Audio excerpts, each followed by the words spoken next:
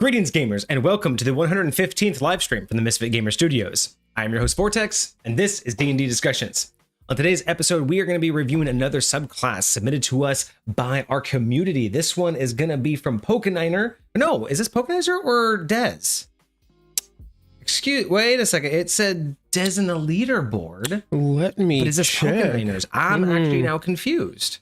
Hang on, 1 second. Technical difficulty. Death. Okay, I did. Okay, It is at least Dez. I tagged the right person. I apologize. I don't know why. Okay, so you guys can't see it, but it is wrong on our script, or the rewrite that we did. So it is Dez.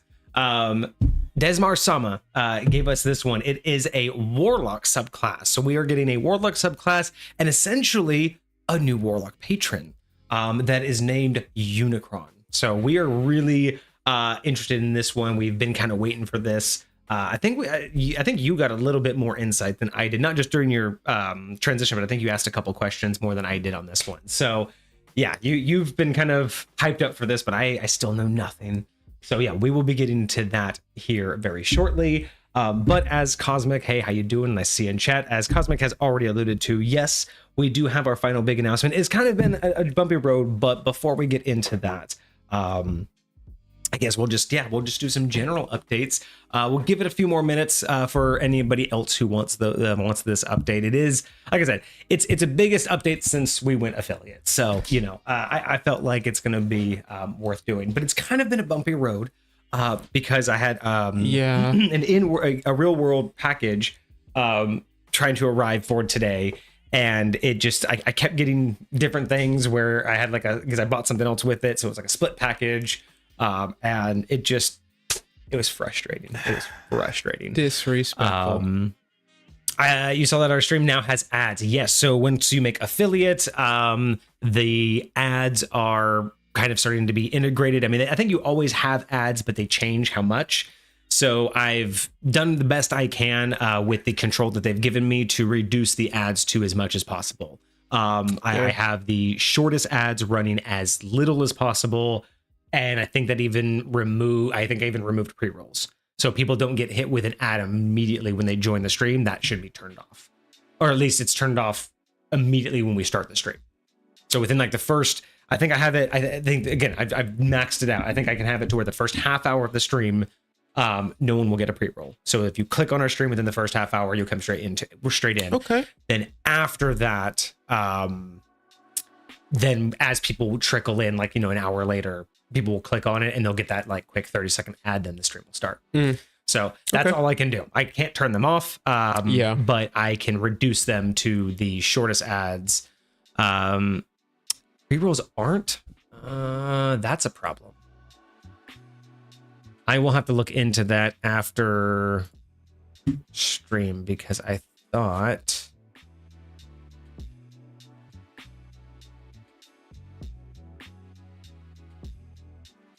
Oh no, okay, I misread that. So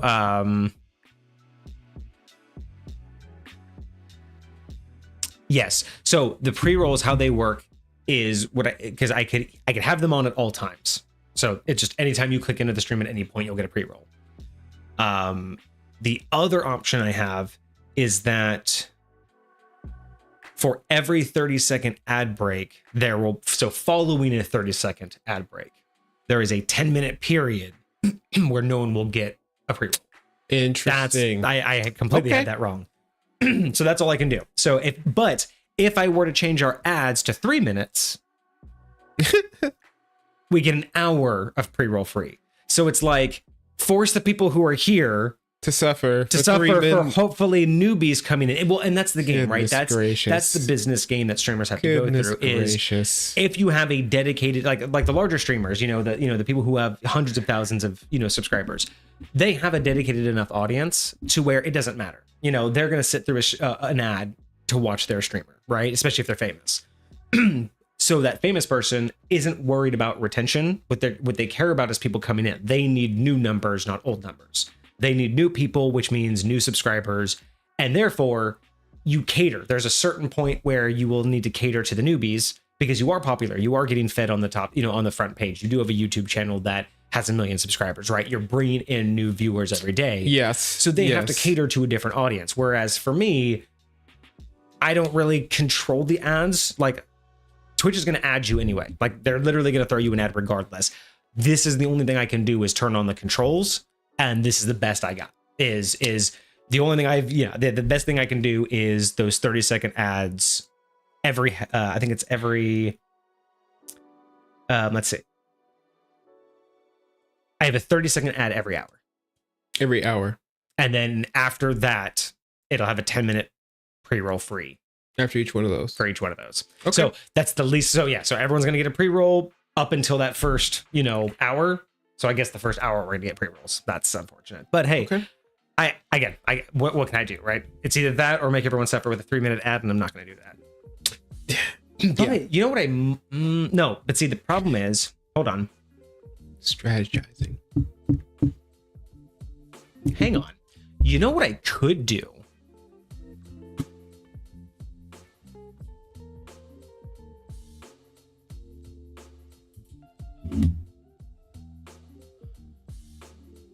So what we could do is, so for every 30 seconds, we get a 10-minute pre-roll free experience. If I start stream, I could force run a 1-minute ad within our, when we're doing our stream starting. I could roll a 1-minute ad. That would give us a 20-minute pre-roll free. Oh, that's kind of smart. So if we strategically time that 1-minute ad to about 3 minutes after we start, so I mean anybody who like got in right away. But then again, think about the logic here. Unfortunately, I don't mean to throw any of our amazing community under the bus here, but anybody who's going to show up the moment we're live is most likely going to stick through our starting soon. Like unless you just randomly happen to be on Twitch, see us go live and hit it, and then, you weren't going to stay anyway. Like unlikely that if you didn't know who we are, you weren't going to stay through, because sometimes we go up to 15 minutes while we're starting, right? Like it's kind of just like a loose, we're starting, we're getting ready, but other things happen. But if I can start it and within like 3 minutes, run a 1-minute ad, anybody who's there within that first two minutes is probably going to stay anyway. So 1-minute ad's not that bad. But then the first 20 minutes of our stream, people coming in can at least get it pre-roll free. And that's usually when we get some of our, other loyal viewers in, is within that like first 10 minutes anyway. That's true. So that might be the solution. We are going to test that out on Friday. I will test that out. I will run a 1-minute force ad at the very beginning when we're still starting up. And maybe that will push out our pre-roll option. Okay. I think that's smart. What do y'all think about that, chat? Like, let me know what you guys think about what's going on there.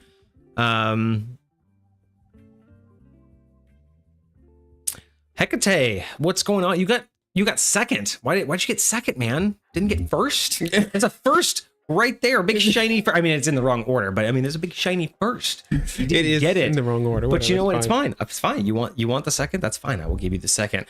Cosmic. Yes, we have noticed that you haven't been around. Figured you'd been busy. I know that, everyone has a life, so that is true. Everybody's doing stuff. I'm doing stuff.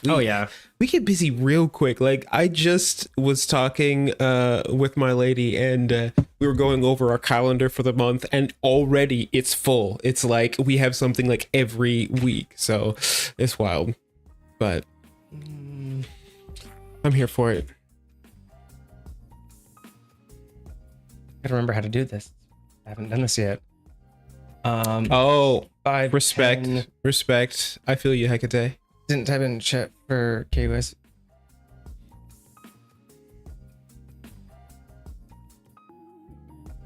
So you did second, so that's 10 points. Let's see if I did this right. Hey! I got it right the first time. Very nice. Had a lack of ideas and inspiration. Do have one idea, but it isn't for an item. It's more so an optional rare pure boon event. Ooh, boon event. Interesting. Like, are you thinking like on a time frame? Like for a encounter or a duration? Is it like an environmental effect? Like during an encounter it would happen? is it something that they can trigger, or is it just like once it happens, it's like for a week or something? You know what I'm trying to, is it like time frame based, or is it geographical based? Because that would be really interesting. I almost thought it was going to be some sort of like life event, like some sort of like mental unlock in your brain, like some superhero type stuff. It's all luck based. Interesting. Yeah. No, we would definitely review it. I'm here. We are so stacked right now with dude, subclasses and stuff. We need something new. I would totally be down for like because again, it's like if it's not really a spell or anything, but an environmental effect, right? Something like that would be kind of cool for a homebrew, right? I want to think about different ways. You know, everyone homebrews the specifics, right? Mm-hmm. Weapons, subclasses, races, but something like that, right? Something that you could homebrew and give out to the community. That's like, hey, here's just a like imagine someone homebrewed a special magical storm. So it's like, hey, put this in your world, right? Where you could say it's on a time clock where this magical storm, when it passes through, you know, let's say the lightning, like if you touch the fog, right? Like if the actual like touch the clouds, if you're flying, that has one effect. If you touch the rain, it has a different effect. If it is in the right conditions, like the right temperature, it'll do lightning, and that has a different effect. Like you can make a full-on storm system that's magical. Interesting. And then that would be a cool homebrew. So that's what I'm thinking, right? I am totally down for this, Cosmic. Send us a when you're ready with whatever idea that you have. I would be absolutely thrilled to look into that. I'm down for it. Because again, I think that would be another way to help challenge people is, you know, we have classes, right? We have like, we'd love more items. We'd love more weapons. You actually counted out, I think a while back, how many of each one we've had. I think so.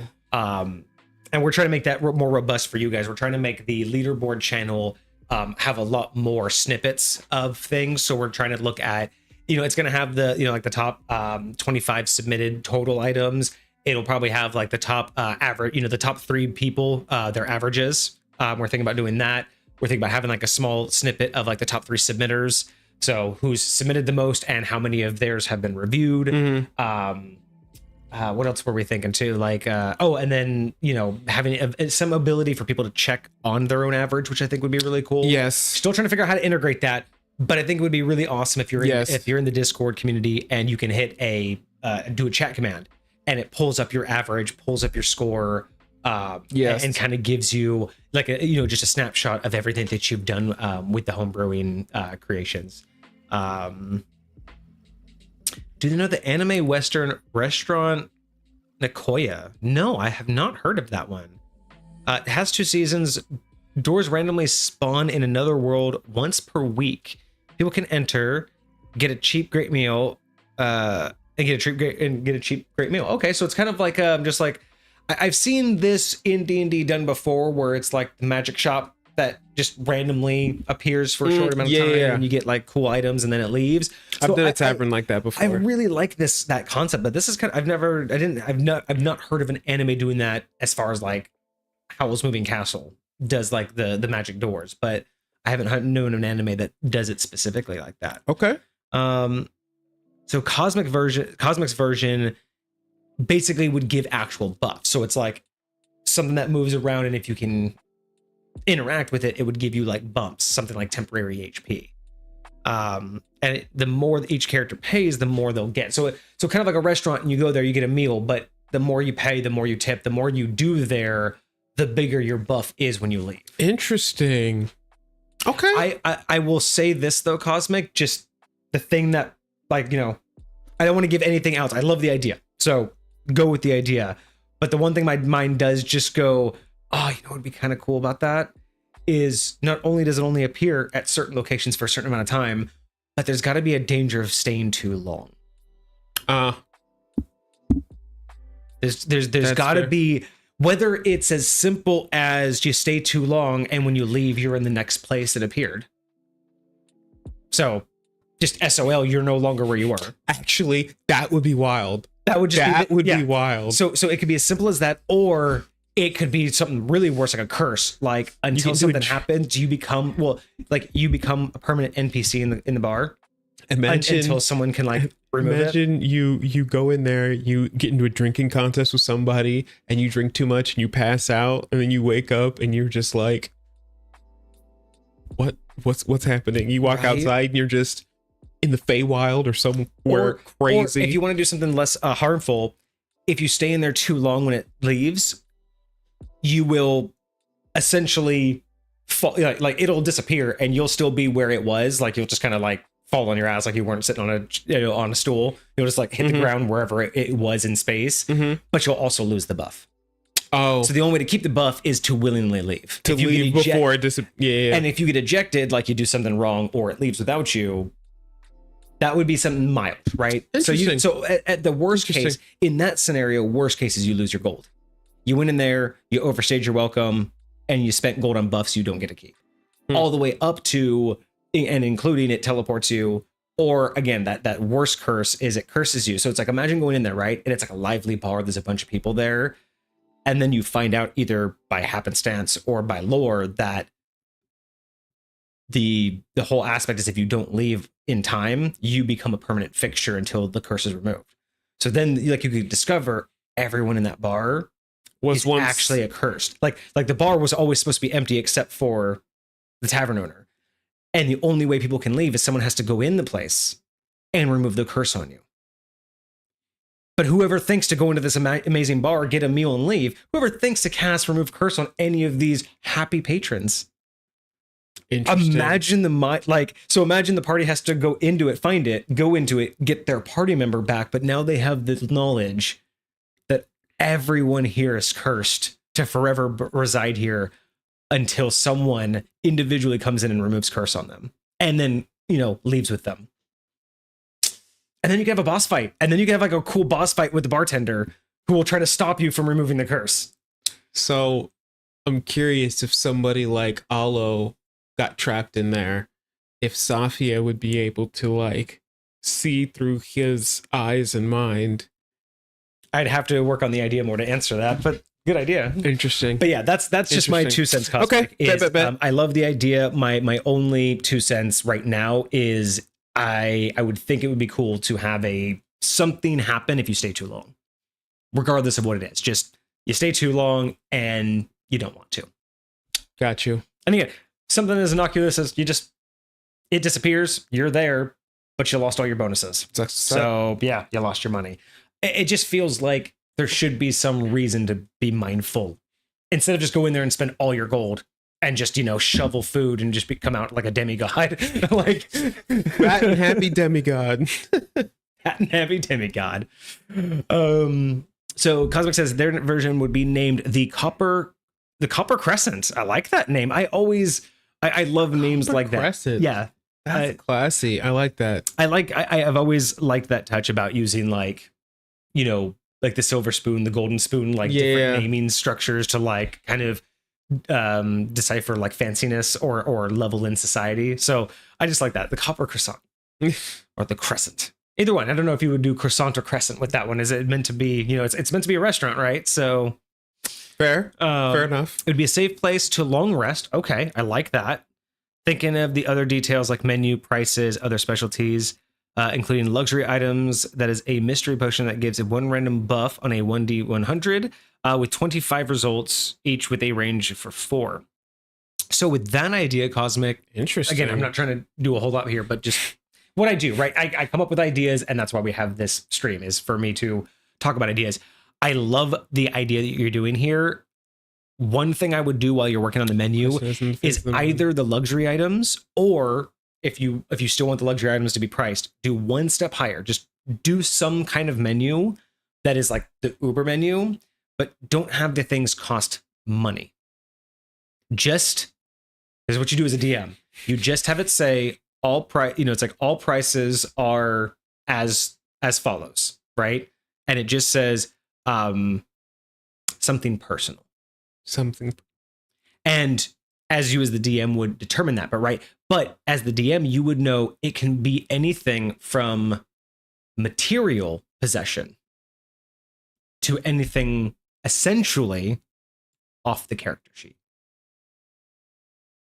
So you want to give a strength point? That would be doable. You want to give a charisma point because it's your dump stat? That would be like, I'm thinking, have that special menu. It's kind of like, the devil runs like the pawn shop, and it's like everything comes with a cost, even though you hand it for free. that kind of special I mean, menu. if you give something like, really good, you could get something really good. And that's what I'm thinking, right? Like, I love the idea of being able to go in there, get these buffs, just base meal, like, just a cool common price. I love that.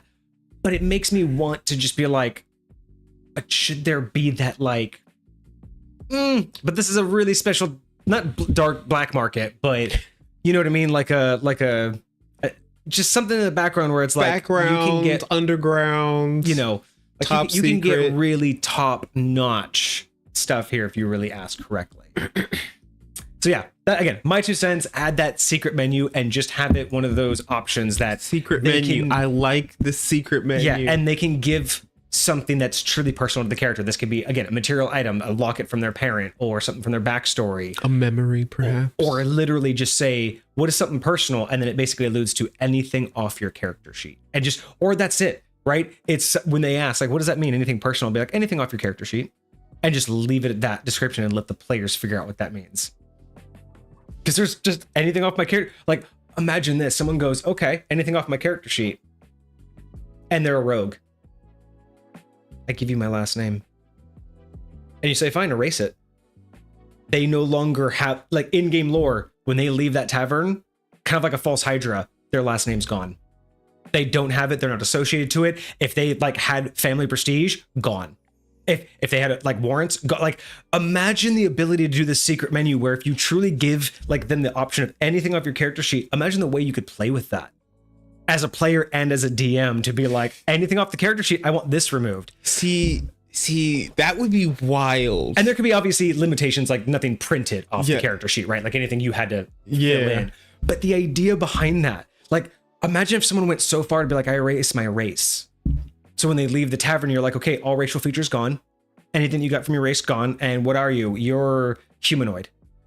And that's it. You just, the rest of the game, you're in humanoid with no racial bonuses. Wild. But you also aren't identifiable by anybody. You're just human. Everybody just knows, like, no one defines, like, there's just some fun I think you could have with this if you really let players like go with it. But that may be extreme, right? That may be my extreme that I would do with High Point, but still, the idea that you could give more than coin, right? I like this idea of being able to give something more than coin.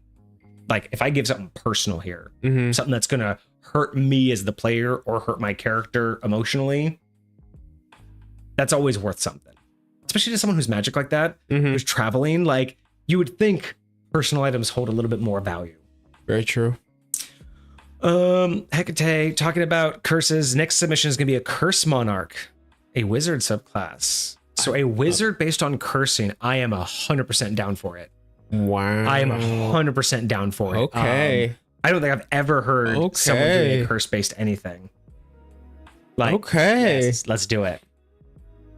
I do think curses are very underused. It is crescent, as in the shape of the, as in the phase of the moon. Got you. I was just thinking restaurant, so it's like, you would think it's going to be representative of food, but I mean, still, either way, it makes sense, because I'm assuming it still has like a symbol above the door, of like a copper moon at that point.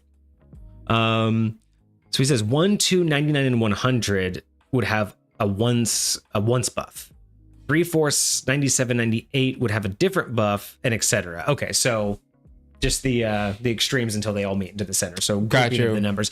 That's complicated. I've always wondered how necessary and unnecessarily complicated like roles need to be, because I've done this a lot with High Point. Is I've changed up how percentiles work so many times, and I've done the thing of like, I've tested out like odds and evens, right? Like roll the dice, odds, evens. And it's like, I think it really, in my experience, doing what I would call like overcomplicated rolls. And by overcomplicated, I mean just more than just giving them a percentile.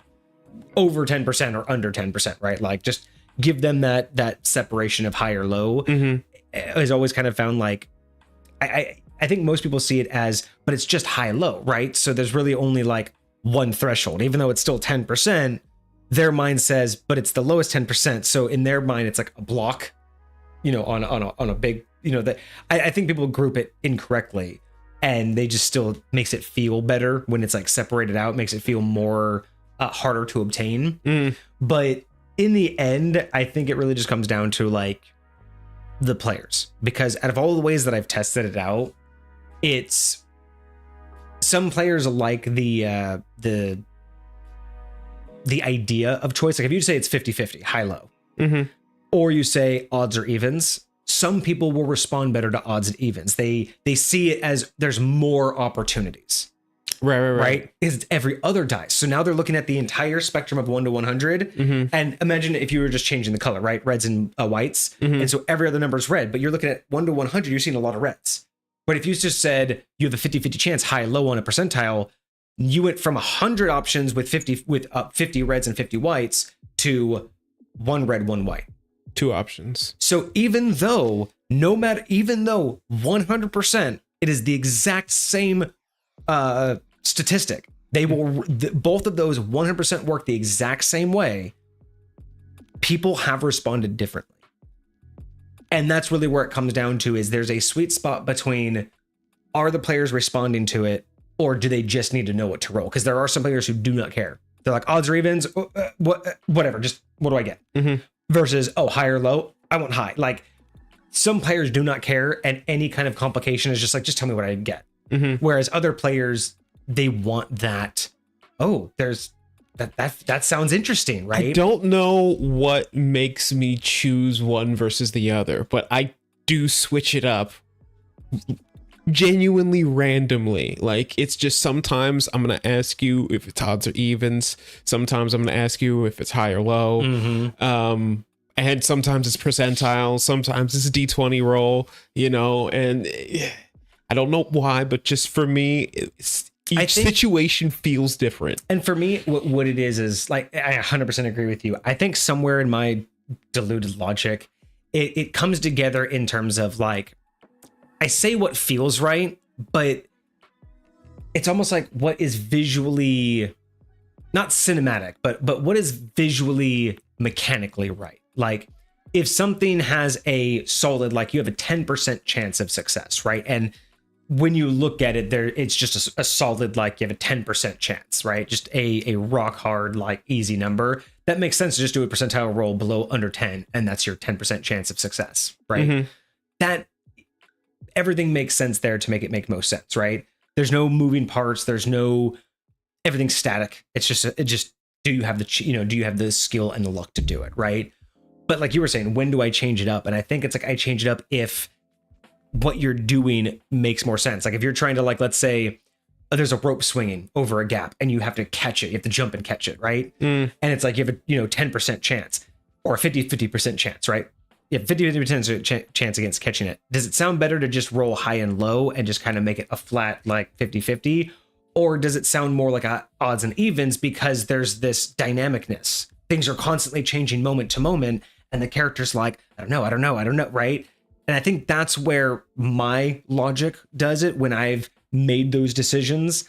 Because I will change it up, but I think something like odds and evens, or sometimes, rarely, I'll pick either like a specific number or a group of numbers somewhere in the block. And that is more or less me trying to make it seem more challenging, right? Like, rarely, if something's super challenging, I'm like, okay, you have a 5% chance of doing it. You have to roll between a 70 and a 75. So if you imagine like a video game, right, that little sliding bar, you have to hit it that right when the light's there. Yeah, that's kind of what it feels like. It's no different than saying that you have a 5% chance no matter what. But telling you where that 5% needs to be on the D100 makes it seem more challenging, even though it's no different, right? It's still a 5%. I've just changed what numbers I want to see. Yeah. But that, I think, is that enticing part, right? It's what makes it enticing. But there is that fine line of, is it enticing versus is it just like the players just like, okay, I just want to know, can I pull it off? And do they just roll to see what happens? And then they just, it's that engagement level. So I would definitely always say, like, when approaching that, watch the players. That's my advice there. Watch the players. Very much so. Get an idea of how they're responding to it. Because when it comes down to getting their involvement, it's just similar to,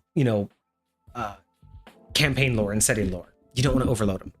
Eventually, they just tune out because it's too much and it doesn't relate. So yeah, that's my hot take on that one. Is it sounds really cool. I do like that you have different aspects and different areas to hit. Just be mindful of making it too too indulgent to where the player just might roll the dice just to ask, okay, what happens? And not that that's a bad thing. It's just, it's a shame to put a lot of work into it when it's just going to fall on you and you're the only one who gets to appreciate it. I mean, if it's genuinely the best way, it makes sense to you, then I can appreciate that. You know, a lot of the times, like I want to do certain things to help me keep track of it better and track of like how it works. But yeah. But this is kind of cool. So the idea of it being the Copper Crescent is that everything costs copper. So it's going to be a cheap place. So cheap buffs, which I kind of like. I do like the idea that you simplicity, just a whole bunch of cheap stuff, hang out there for a while. Respect. Interesting. Be kind of cool if it's that cheap. It'd be kind of cool if there was like, I mean, this might be like too aggressive then, because then you're just like forcing players to just spend all their money. But it'd be interesting if there was like a threshold to where if you've done something inside or spent a certain amount of money, you have a higher % chance of finding it again after the buff wears off.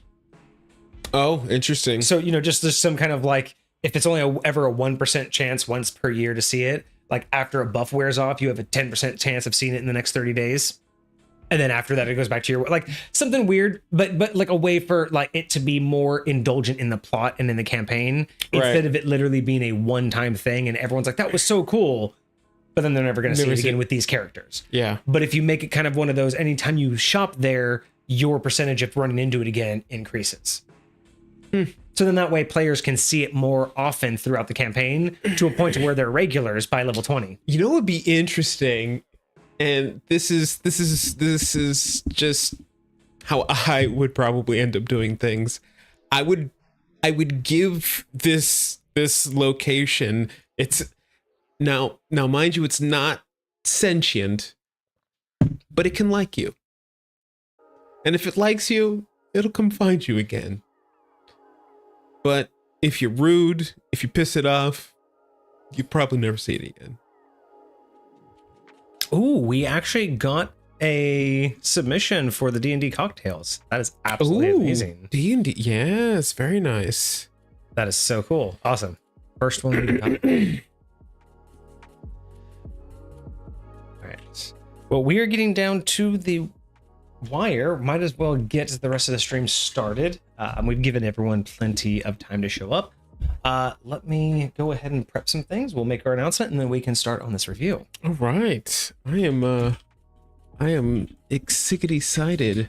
So just so you guys know, like I have been fully kept in the dark on all of these things. I have absolutely no idea what's happening. So I'm just as excited as all of you to find out what the big announcement is. It's 3 different ones I made, with healing one before, not the other 2 yet. Oh, okay. So you made, wait, so that's Hecate, that's your cocktail that you made? Like you crafted that cocktail? That's exciting. Oh, wild. That's very cool. I am totally down for handcrafted cocktails. Oh no, okay, maybe I got that wrong. I misunderstood that. My bad. Okay, I need some things. Hang on, y'all.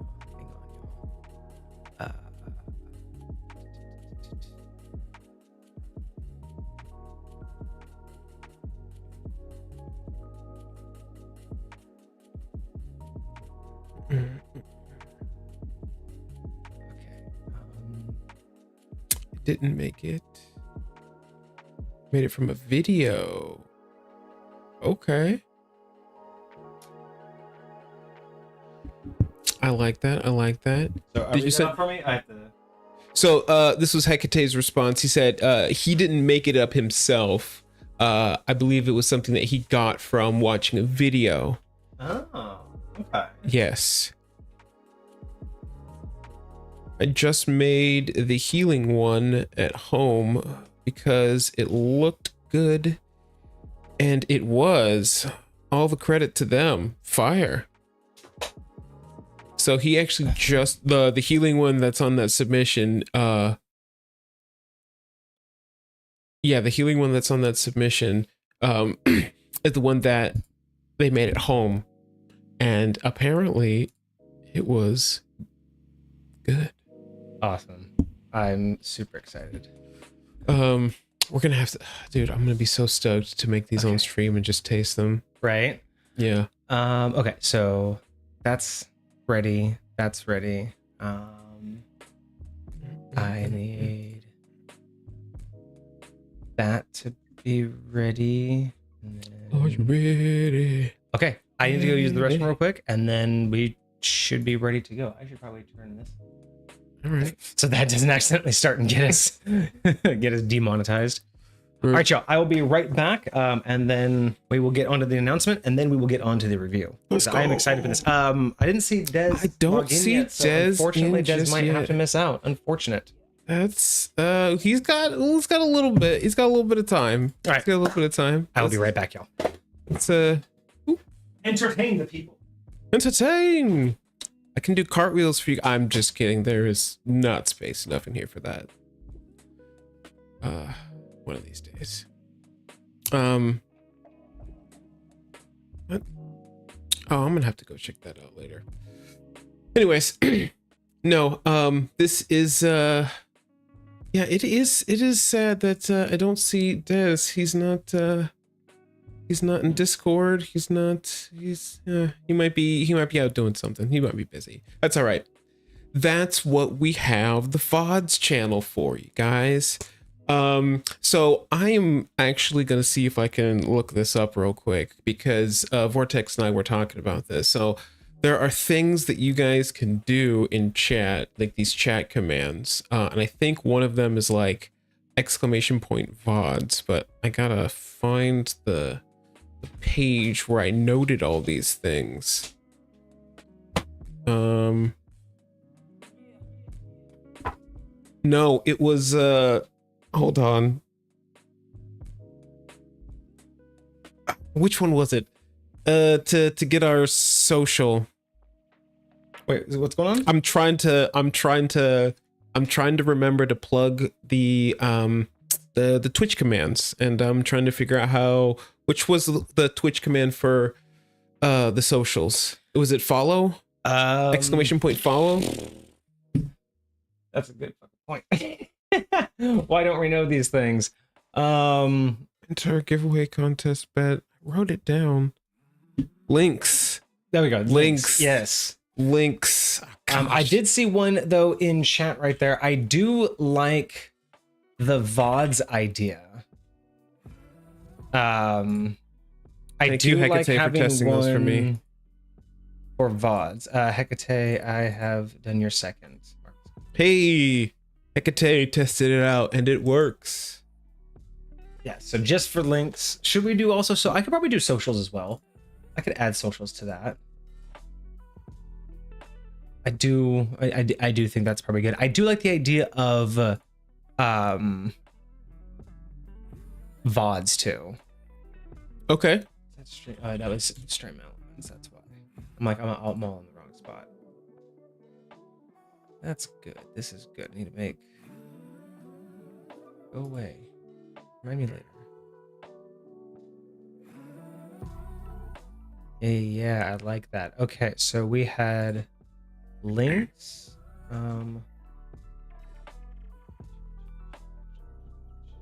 Event settings. Let's go. Socials. I like that. So we will add that one as well. And then I do need to do the VODs one. So okay. Can you make a note for that? We will add the VODs link at another time. But we do have, so here's a couple ones that you guys can do. So we do have for everyone out there, you can do exclamation point Discord and get our Discord link. You can do exclamation point lurk and get a little lurk phrase. You can do unlurk and get a coming back phrase. And excuse me, that should not be everyone. Okay.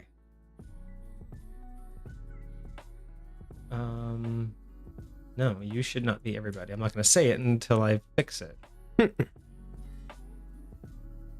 Okay, Discord, lurk, unlurk, and links are the ones that we have currently that everybody can interact with. We do have a couple others that you guys will be able to interact with over time. You guys can check your account age, by the way, by doing exclamation point account age. There will be a bet command when we do contests. There will be an enter command for giveaways. You guys can give each other your high points if you wish with give points. I don't think you guys will want to do that, but you guys can. There'll be a join command for raffles. If you do exclamation point leaderboard, you can see where you are on the high point leaderboard. So we have, again, for anybody who's not familiar, the channel points we have deemed as XP. So channel points are what you can do in chat to interact with us. And then high points are what you guys are earning in the background. That is our currency that we'll be using for contests, giveaways, raffles, things like that we want to interact with you guys with. So you guys get those for doing things like getting first and second and third. Yes, first, second, and third is also where you can get 15, 10, or 5 respectively. And then you guys are getting it, just by watching and just being here. You guys get some for like following, for subbing, for doing all of that stuff. But yes, exclamation point leaderboard will tell you where you are and how many you have. You can do exclamation point points and see how many points that you have. So that's another way to track it. And it'll also tell you your place on the leaderboard. So either of those will give you that. And that's all we have for right now. That's the new stuff there. But all right. So I think that's everything. Okay, so here we are, ladies and gentlemen, the absolute grand total now. Boom. Okay, so I gotta do a couple things. So, ladies and gentlemen, the big announcement. Obviously, if anybody has been around Twitch for long enough, I think everybody can probably guess what comes after being an affiliate. So I am absolutely pleased to announce that as of right this second, sub emotes are now live. Woot woot. Posted that in the Discord for all of our shubby shubs. Heck yes. So ladies and gentlemen, Kage did not know that this was going to happen. I did not. Kage hasn't seen any of these. I have seen none. They are officially live. Oh. And I'm going to show everybody at the same exact time because Kage still can't see them. I have no idea what's happening. I'm very excited. So here we go. Good thing September is coming. And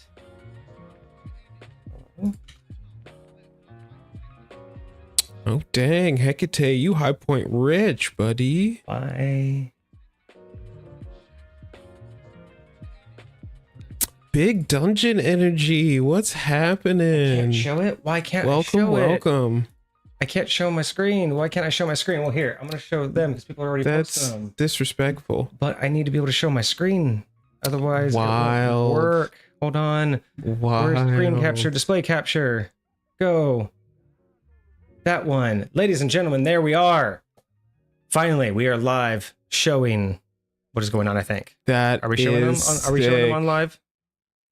Yes, we are showing them on live. That there is we beautiful. go, ladies and gentlemen. Our first emotes. I am so excited. I've had these for so long. Okay, I've had the idea. I reached out to the artist as soon as we made affiliate. I had them a couple weeks later, but I just had to wait for the option. Oh, that's sick. Big Dungeon, welcome. Thank you so much. I am so absolutely excited for these. That's dope. Big shout out to the creator. They are awesome. Sakura art is absolutely amazing. Was so great for us. So I don't know if you can see these, dude. I don't know if you could really like actually see the detail here. Dude, no, there. that's but what do you think? Dude, that is absolutely phenomenal. I love that. I like the little dice on the emotes? shirt. That's so cool. Big Dungeon used them. What's that? Big Dungeon has used them. Really? Oh, that's awesome. Oh, look that's at those. So sick. Big Dungeon just gave her those are her emotes that Sakura art also did. Oh, that's so cool. That's absolutely that's dope. so cool. Oh my gosh. That looks so good. So dope. So what do you think? Oh, do you that's like fire. Do you 100%. No, like, it is so perfect. I got my little shalom buddy winking at every dude. This is fire. But you'll notice something. Straight guys. fire. I don't know if you guys noticed this. Do you guys see a problem here? Like, let me get back to, let me get back a little bit. Okay. Do you guys see a small problem here? Anybody notice it? Anybody see it? Do you see it? This is a small problem. You see, my character, definitely based off of me. Yes. And my wonderful shirt.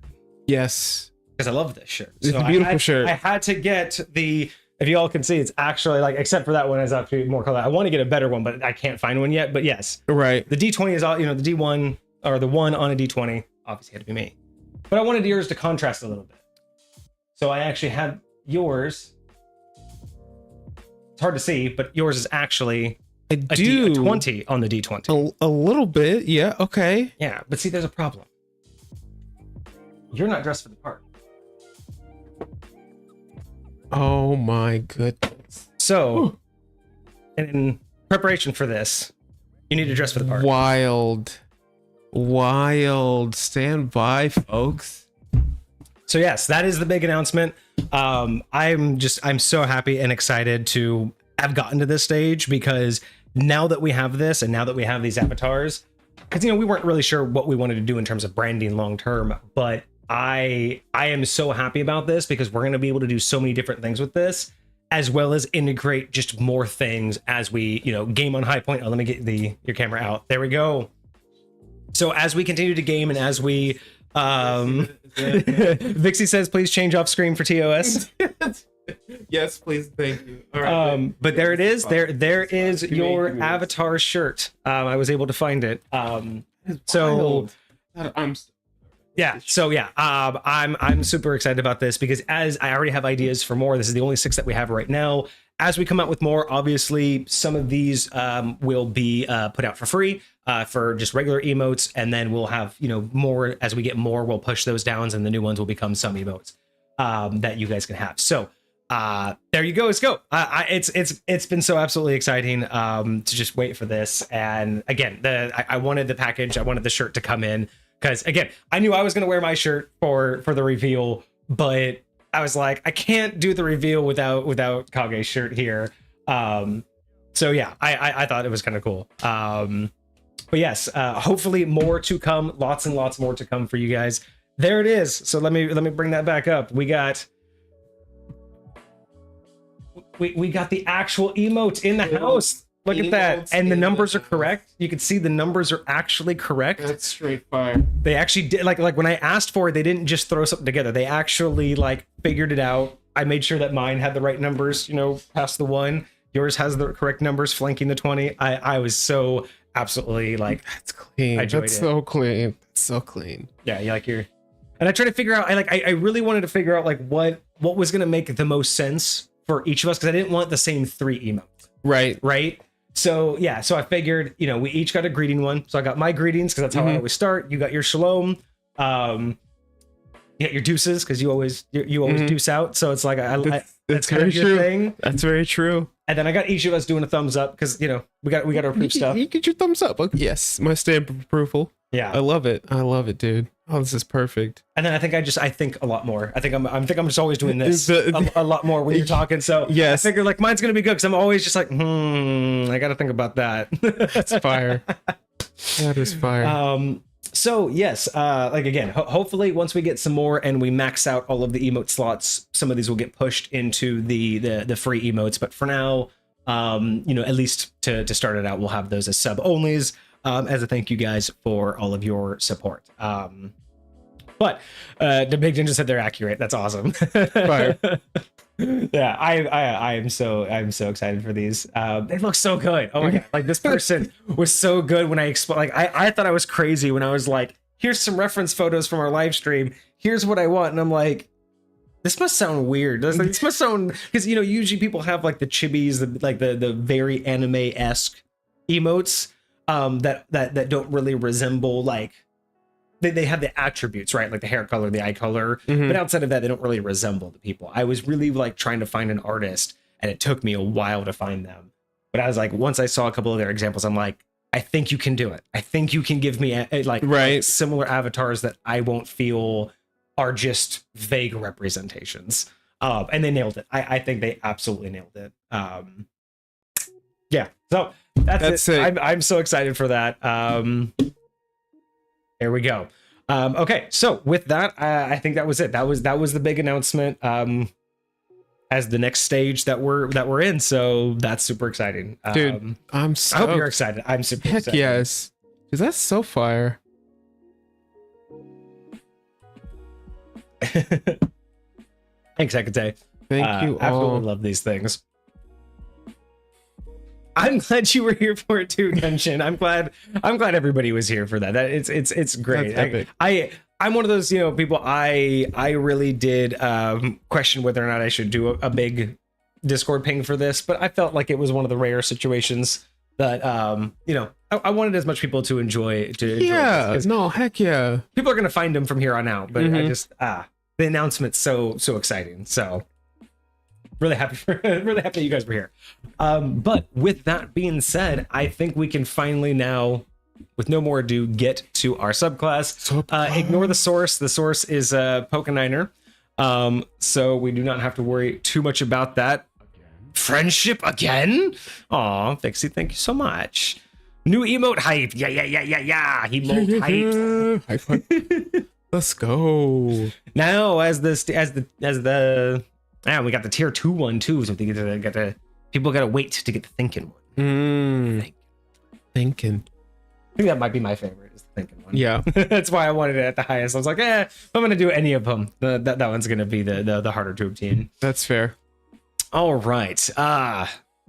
So here we are, ladies and gentlemen. Let us begin today's review of the community creation, the Unicron, a otherworldly patron for the Warlock. This was submitted not by Pokeniner, but by Desmar Sama. So this is going to be really interesting. I think it's going to be our first Warlock subclass. I think we may. We did a Warlock subclass? I believe so. Let me go into our. There we go. I've seen Warlock on our list. We've done the Shadow Monarch, was technically a Warlock subclass. Ah, interesting. Yes. I forgot that was technically a Warlock. Because it was interesting, because it was definitely more of like... That was when we went over the invocations. Right, because it was much more of a relationship with the Shadow and not as much of an actual like deity, right? Yeah, but I mean, maybe their pact was with the Shadow itself or something to that effect. Interesting. All right. So, not our first Warlock, but we'll see. We'll see how this one translates. I don't think we got much about the patron itself in the Shadow Monarch. I don't remember discussing much about a new type of patron. I remember it being more focused on like the integration of itself into the Shadow. Oh, no. This was the one that was based off of the anime. This was based on solo leveling. Oh, I might be thinking of the Shadow Monarch. Or the Ice Monarch. Is that the last one we did? The last one we did was the Ice Monarch. Okay, maybe I'm confusing that one. Okay, so for that, that's the anime one we were having difficulty with. The first one. Because it was so much based off an anime that we kept forgetting, like, it was supposed to be based upon the anime rather than what... Right, so it was loosely a Warlock, because it was more, I think it was more like half-caster, but based off the anime. I don't remember it being like... I digress. That part doesn't matter as much. Fair enough. But I am really hoping for a little bit more on the patron side, because I'm always interested in the lore, right? But the lore, especially for the Warlock side or the Warlock classes, I'm always interested in the relationship with the deities, especially because it's usually played as a, down on their luck, someone who has, person who has, like nothing left to lose. So that's usually why they turn to the patron, or they seek it out for absolute power kind of concept. But we don't really hear too much about, like, other than they get the soul. But I'd love to hear more about the motivations behind the patrons, right? What type of individuals did they seek out? What purpose is it? What do they really get? And what are their interests, right? Because you have these people who sign these pacts, and the Warlocks or the patron's going to get something from it. And if it's just your soul, then they're banking on you dying. So they don't want to give it to an adventurer. Like, why would a patron who wants your soul want you to be super powerful, right? Like, they want you to die quicker. Whereas if they want you to do stuff for them and see that you have potential to get things accomplished, you would think that that would be more in their interest. And I would love to hear just more about the dynamic between the patron and the actual player. Right. And imagine just a patron who gives different things to, like we always have the class of Warlock, but imagine that you have this lore where there's this Warlock patron, but they also give buffs to other people who aren't on the level of worthy of Warlock. So you could explain other buffs in the world from this very patron, but you're not worthy of my whole power to become a Warlock. But, you could be useful over here, so I'll give you this buff. So those are the kind of things that I think are missing a lot with patrons in general, is I would like to just see some more behind the scenes of what's the patron going on, like as a DM. Right. What am I doing with this patron, right? Because most people pick the class, they get their spells, and then they just move on. And it's like, but what am I supposed to do with that? As a DM, what does the patron care about what you're doing? When are they going to interfere? When are they going to hold you accountable? Why do they care about holding you accountable, right? What was the deal? Because that's something I don't ever hear when people create the Warlock, is what is the deal? What is the trade? What is the patron waiting for? Because that could cue me in on a lot of stuff, right? If you say, oh, I made a deal to go overthrow this kingdom, and somehow in the campaign, through that doorway is the king, and through this doorway is the party's objective, and y'all start to go to that objective, do you think the patron's gonna take kindly to that when your deal is right there? Like, that's something that me as a DM I'd want to know, right? But if you just like, oh, I'm just a Warlock and here's my patron, it's like, okay. Right. And what deal did you make with him? What was the exchange? What are you going to do for him in exchange? What am I paying attention? Like, that's me as a DM. I want to know a little bit more about what I'm paying attention to. Okay. But again, I digress. Soul Collective, thank you for the follow. Appreciate it. Welcome to the stream. We are just about to get started. All right. So once again, ignore the source. This is from Des Sama, the otherworldly patron of Unicron. Let's begin with our description. And again, real quick, was this artwork from Des? Yes. Awesome. This artwork came with the class. All right. To make a pact with Unicron is to come to the precipice. That's a word I was not prepared for. To make a pact with Unicron is to come to the precipice of death and to refuse it. A bargain is struck between this ancient and timeless machine from beyond the multiverse. Unicron has survived an existence without time and space before forcing their way into this universe. While unaware of his goals, you gain his power, or a minuscule fraction of it, by entering into his service. You might be plagued with searing pain in your mind when a course of action countermands his desires, or he may speak to you directly, so long as when you heed his call, whenever it may be, these powers are yours to do with as you please. That immediately answers some of my questions, right? I like that, right? Interesting. I like that already setting it up with there is an expectation, just what I was saying, right? Like having this concept of he's either going to like let you know you're doing wrong or he's just going to punish you. So my lady definitely loves the Transformers movies, and so we watched them lightweight on repeat. And so I've seen the I'm assuming Unicron of that world, and it's kind of like, yeah, he doesn't necessarily have the ability to go do some of the things that he could send someone in to go do if he needs like an item or whatever. He can't like go hang out on a planet, right? So he's got to have people that goes and do that things for him. So well, and I really like this concept too. I mean, we were getting a lot of lore here, right? So this is, beyond this universe, right? It is a multiversal, beyond the multiverse. It is a machine, right? But it comes in, it forced its way into this universe. So this tells me a couple different things, right? It tells me it is obviously not natural here. It is not of this world.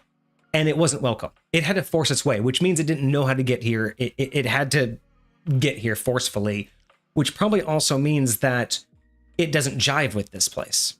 So I could also see it being that when it enters here, it's in this universe, but it probably, I could see it as doesn't know anything about it. How does it operate? How do things, like, what are the physics here? It could probably learn them over time, but that's where you have warlocks coming in. They could help make the understanding to where he could eventually take over, leave, or do what he wants. So I really like what this is incentivizing, because it's like, it's so wild. It it's feels not like it's not like something evil that's grown up here. It's literally something from another universe, another concept of existence. Maybe when it comes in here, it only exists like, you've seen Star Trek, like those creatures that exist in multiple dimensions, so you only see it like partially in phase. So, what if that's how it is? It came here and it can flow its energy, but it found out it can only do it through things. It feels like these are like its tentacles, and it can like reach out throughout the universe and control different things in different places and influence different things in different places to, I mean, that's basically the idea behind Cthulhu. So,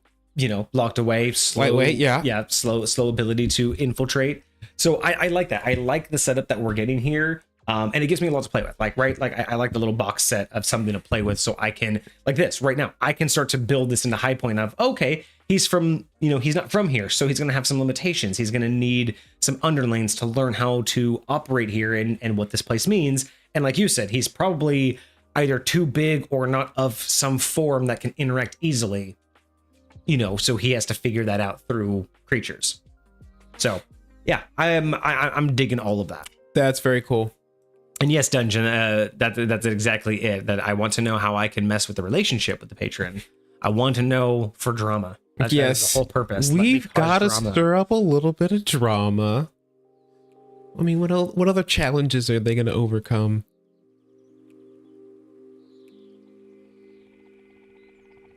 Soul Collective, I saw that you had a warlock patron with my favorite edgelord. Yes, there are very many traditionally edgelordy warlocks. Yeah, but you know, it's a vibe. You know, you got the horn dog bards, you get the edgelord warlocks, and the very sad sack rogues. So Soul says that based on this imagery, this is looking like the Transformers Prime series Unicron. Is that what you were talking about? Yes. Okay.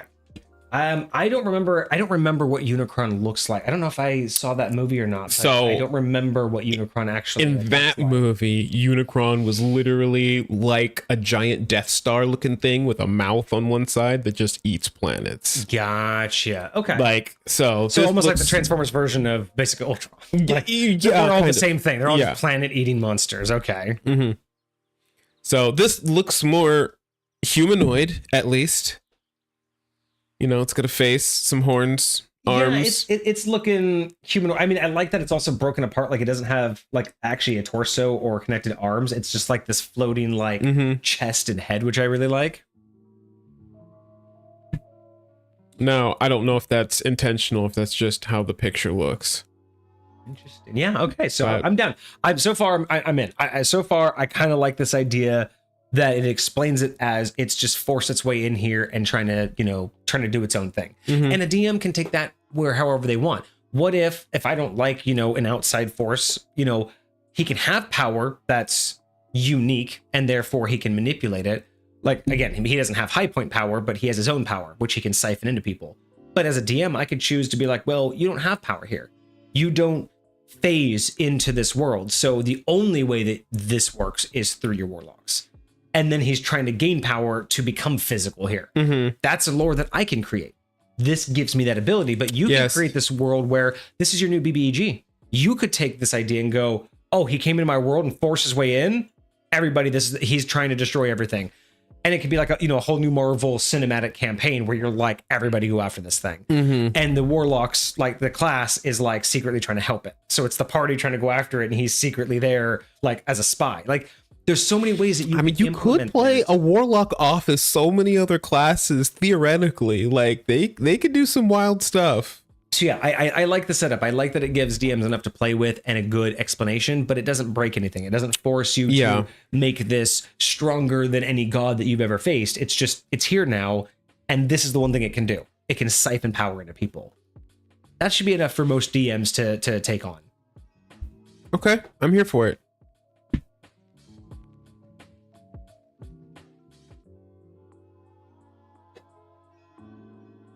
Soul says that they would absolutely run this patron. Sounds amazing. Well, let's see what it actually does. Let's see what the Warlock actually gets. So, as always, do you have our setup for initial Indeed, Warlock? I do. Because it's going to be one of those classes where we actually get this right out the gate.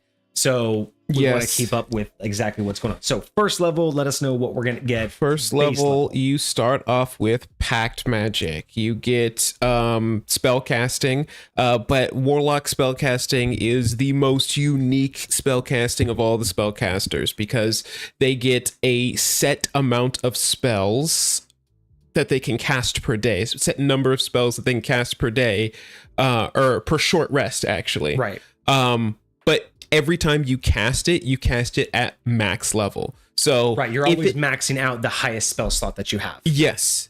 And I'm pretty confident all the Warlock spells are upcastable. Like, right, so they all basically are going to get, and they're going to be at them. Like, so when you have 5th level spells, every single spell you cast is a freaking 5th level. And spell. They're half casters. I don't even think they're considered half casters. Okay. I will say, what's the highest spell slot that they can get? Yeah, 5th. 5th is the highest spell slot. And half casters are usually. I thought they were also 5th. I think it is. Okay. I think it is. But it's just the spell progression. When a lot of the times when you think about half casters, it's less of like what level spell do you have access to, and more of how many spell slots do you have access to. Yeah, you get a much slower spell progression. Yes, and total spells. Yes, and when you look at paladins, they're like 3rd casters. They barely get any spells to even use on a regular basis. So, it's a little different, but.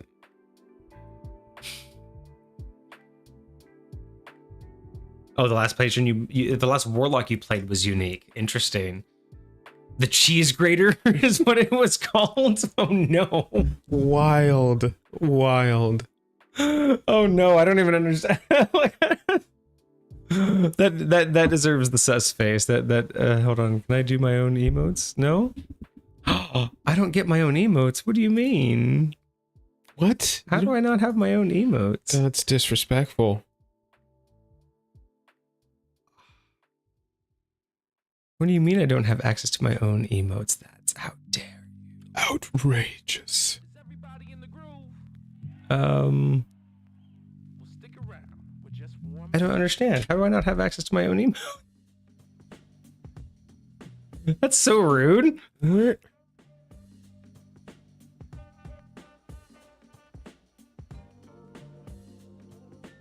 mean, I'm the one who paid for him. Exactly. Oh man, we'll have to fix that. There's gotta be a way to fix that. I can't believe I don't have access to my own emotes. Rude. A Warlock Druid. Ooh. Ooh, that would be wild. Warlock Druid with evocation of grasp of hate. Oh, that's actually a pretty crazy spell. Grasp of Hadar. Oh, and repelling blast. Oh, okay. So cheese grater. Gotcha. Now I'm getting it. Yeah. We've talked about. Wait a second. Actually, we've discussed something very similar because you've talked about being able to do that kind of control where you're basically just dragging them. That's across. It's a large part of what inspired the Circle of the Druid, right? The Circle of the Leaf. Or Circle of the Leaf Druid. Yeah. Yes. Like I'm so, because I wanted to be able to like actually make use of it instead of just casting it, having everybody run away from it and nobody ever touch it again. Yeah. It's like if you want a really interesting one, Kage submitted a homebrew that we reviewed for a subclass of Druid called Circle of the Leaf. So it was more focused on the actual nature of Druids. It was actually specifically nature focused, being able to utilize plants and growth to actually your benefit, other than just, oh, I talk to trees, but actually that was like the focus. And one of the abilities was being able to utilize spike growth, but then be able to control enemies into it, bringing them into it and actually like essentially being able to drag them around. So yes. Hey, by the way, look at that. Right on time. If you want to go watch that episode, you can on our VODs on our VODs channel on YouTube, which just got posted in the chat. So perfect timing for that. BEA beautiful. Okay, so we get our weird our pact spells. magic. I mean, obviously we're going to choose our pact, which we're going to get into, but we get our pact magic, we get our spell list, which is a pretty standard. We get a set number of spell slots, which we have to go top to bottom. And anything else specific that we have to worry about. Otherworldly patron features, next thing on the list. All right, well, let's get into it. So, otherworldly patron features. Let's go. So we get an expanded spell list. So the Unicron, through his generosity, lets you choose from an expanded list of spells when you learn a Warlock spell. The following spells are added to the Warlock spell list for you. Now, this is interesting. So correct me if I'm wrong here. And I wish we had Des in chat. To kind of, explain this a little bit more. I didn't hear that go off. Did you? I did not. Why are you having me? Oh, weird. It did. Oh, no.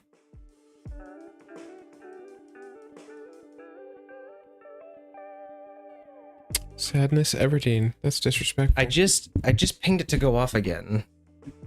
Because for some reason those are supposed to automatically go off, and it was asking me to approve it, and I just did, and I don't know why it's not going off. That's dumb. How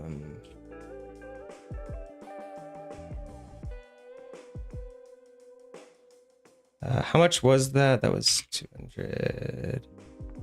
247. Okay, there you go. I gave you your points back because that's unfair that it didn't go. I don't know why it required me to approve it. It shouldn't have. So I will look into that after stream. But you got your points back because that wasn't fair. Stupid Twitch. Okay, so so correct me if I'm wrong here. Normally, when you get an extended spell list, or normally when you get new spells, the verbiage typically states that you're getting these on top of the ones you already know and don't count towards the one that you know, basically meaning that these are on top of. Yes. The way this is reading is you have additional spells to choose from, but they are still going to count for the total ones that you know. So it's like every time you learn a new spell, you get to choose from this list. But am I reading this differently, or is it just different for warlocks? Like, do you understand what I'm saying? Like, it just doesn't seem like it reads the same way when being given a new spell list. It doesn't say that these don't count towards the spells you know. I do agree with that. I actually, traditionally, I would say, let me actually look in here and see what one of these. Because you know the verbiage I'm talking about. Yeah, I exactly know what you're talking about. And I don't know if that's just because we've done some wizards recently, and wizards very much so. An expanded spell list, you don't want to like lock them out of the standard spells. I'm just trying to figure out, does this make sense for that? Expanded spell list. Well, thank you for subscribing on YouTube. Well, I hope you do enjoy the channels. We do have a main channel that you can also see either linked to that YouTube, or if you want to follow us anywhere else, there's all our socials on our link tree posted in chat. But yeah, definitely if you want to watch the whole episodes, VODs channels has everything. We have playlists on there that just have the homebrew reviews. So if you're just interested in homebrew review, there's just a playlist for that. But then there's the other playlist for the other topics that we discuss and everything else. We'll be fixing that up here shortly, but at least the playlists are working. So strangely enough, in the other Warlocks classes, it has the exact same verbiage as that. Okay, so this is a Warlock specific verbiage. That's what I was thinking it was, because when we talk about like druids and wizards, I think that's where it pops up. Let me go look at one of those other ones, because I am curious because traditionally when I look at these lists, I think you already have the ability to cast these. I don't have to like spend any resources to try and learn to cast these. I just know how to cast these already. Like that's generally what I think of. But if that's not what this means, it might just be a change in verbiage. I think it's just I'm very interested. I think it goes to what you were saying about how Warlock magic works, in the sense that because you have a set number of spell slots per short rest, and you cast at the highest level, maybe the idea is that like you said, you have these set spell lists that you get to choose from, and then once you've chosen those spells, you get to cast them however you want, right? So I don't think warlocks ever learn spells. They just get new spells, right? So maybe this is just a way that they wrote it, because warlocks don't technically learn spells. They just unlock new spells. Because again, they're from their patron, right? The idea is that their patron's the one giving them the spell, not that they're learning it like a wizard. So that's, I think, where this verbiage is coming in from. The spells known column of the warlock table. When you learn more warlock spells, you get your choice of first level or higher. A spell you choose must be a level no higher than yes. 6th level, for example. Yes, okay. Additionally, when you gain a level in this class, you choose one of the warlock spells. Okay, so that's how it works. So whenever you level up, you get to add another spell to the list of known. So gotcha. So they only at any point in time, like at first level, you only know 2 spells. Right. So you get a list of 20 to choose from as a warlock. No, you get a list of 20, but once you've chosen 2, that's all you can cast with your spells. Until you level up. Right. Yes. Right. So you have a list of 20 that you can know, but you can only ever have however many once you've leveled up. And then once you level up, you don't swap them out. You just choose them, and then that's what you know. And then next time you level up, you choose another one. And some DMs will, like, if you choose a spell you don't like and like you never use it or anything like that, he might let you swap it out or whatever. But it's not like a wizard who gets to choose them every short rest or every rest. Yes, you're not like preparing a set of spells, but it's like a permanent list. Yes, yes, it's a permanent list. You'll always be able to cast that number of spells, and that's why it says so. Basically, what this is doing is this is giving us additional spells to choose from if you don't like the standards. Yes, so it works the same way. It's just because of the way that warlocks work. That's why they have to word it differently. That's fair, because I feel like it would bring this class out of balance if they just got free known spells. Right. Because that progression is so slow. You start off with 2, 3, 4, and then at the end you only get 15 total. Mm-hmm. So you never have more than that as a warlock. Right. Okay. No, that totally makes sense. Okay. Okay, yeah, warlocks are strange, and God, I've heard that they've changed in the 2024 book. Oh, gosh, I'm not wild. Not looking forward to learning all new 2024 stuff, but we're gonna have to. All right, so some of the new spells that we're getting. Arms of Hater. So, Arms of Hater. What do I know that name? I think that's a standard 5th edition spell. That's because I said it in chat. It's Grasp of Hater. Yeah. So Arms of Hater, Grasp of Hater. Yeah. Is the same thing as what they were mentioning in chat. Okay, that's great. That's crazy. Are we going to review the 2024 stuff? I am debating on how and when I want to approach the new 5th edition stuff because I don't play it. I rely on everybody else to be a good source. And we would basically, in order to do that, we'd have to get our hands on the materials, and I don't know how and when we would want to incorporate that, right? Because for me, it's going to be more of content generation, and I do know it's going to be really important for us to start using it. Yeah. But I don't, because there's only really 2 books out right now. I only know the one. Is it just the Player's Handbook? I thought so. I don't know if it would be worth it because we're kind of behind the hype. We don't really do YouTube content. It's definitely stuff we got to look into, but I don't know if I'm ready to do it until it's complete, until we have a bigger picture. Mm-hmm. Because really it's not usable right now. It's a cool look, but anybody trying to use it, it's incomplete. We don't have enough really to build anything off of, but I like some of the things I see. I think we could do a couple episodes on it, but I might wait until at least another book drops. I really want to see what they do with the DMG. Fair. If they drop a DMG next, I will 100% get the DMG. If I can get my hands on that, I would 100% look through that. Okay. And do a side by side, but it's so difficult to do those on a live stream because you're basically just reading, you know what I mean, and then trying to find the differences. Right. Whereas, at least with a YouTube video, we'd be able to do the research, figure it out on the back end, and then present it. So That's the other downside, right? Is if I want to do that kind of a deep dive on the new material, it's not as easy as doing like my history ofs where all the material's already there. Yeah. I can't do it live stream. Like, so I want to. When we actually get there, I don't know. But nothing's officially out yet. I thought they actually released one of the books yet. They didn't? Oh, ending of next month.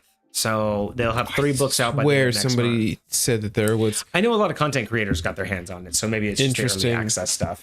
Okay, I'll keep my my eye out for it, and then once I see what books launch, oh yeah, some people got them for content. Okay, I will keep an eye out for that, and if we see them launch next month and they're affordable, I will consider getting that. To the coast make something affordable.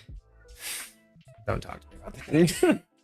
Just kidding. Okay, so what can we derive from this, right? So we have an otherworldly patron. We have things like Arms of Hater and Hellish Rebuke. We have Hold Person and Mind Spike, Hunger of Hater, Summon Lesser Demons, Blight, Summon Greater Demon, Dance Macabre, and Negative Energy Flood. Okay, so there's a lot going on here, right? In terms of what we're getting.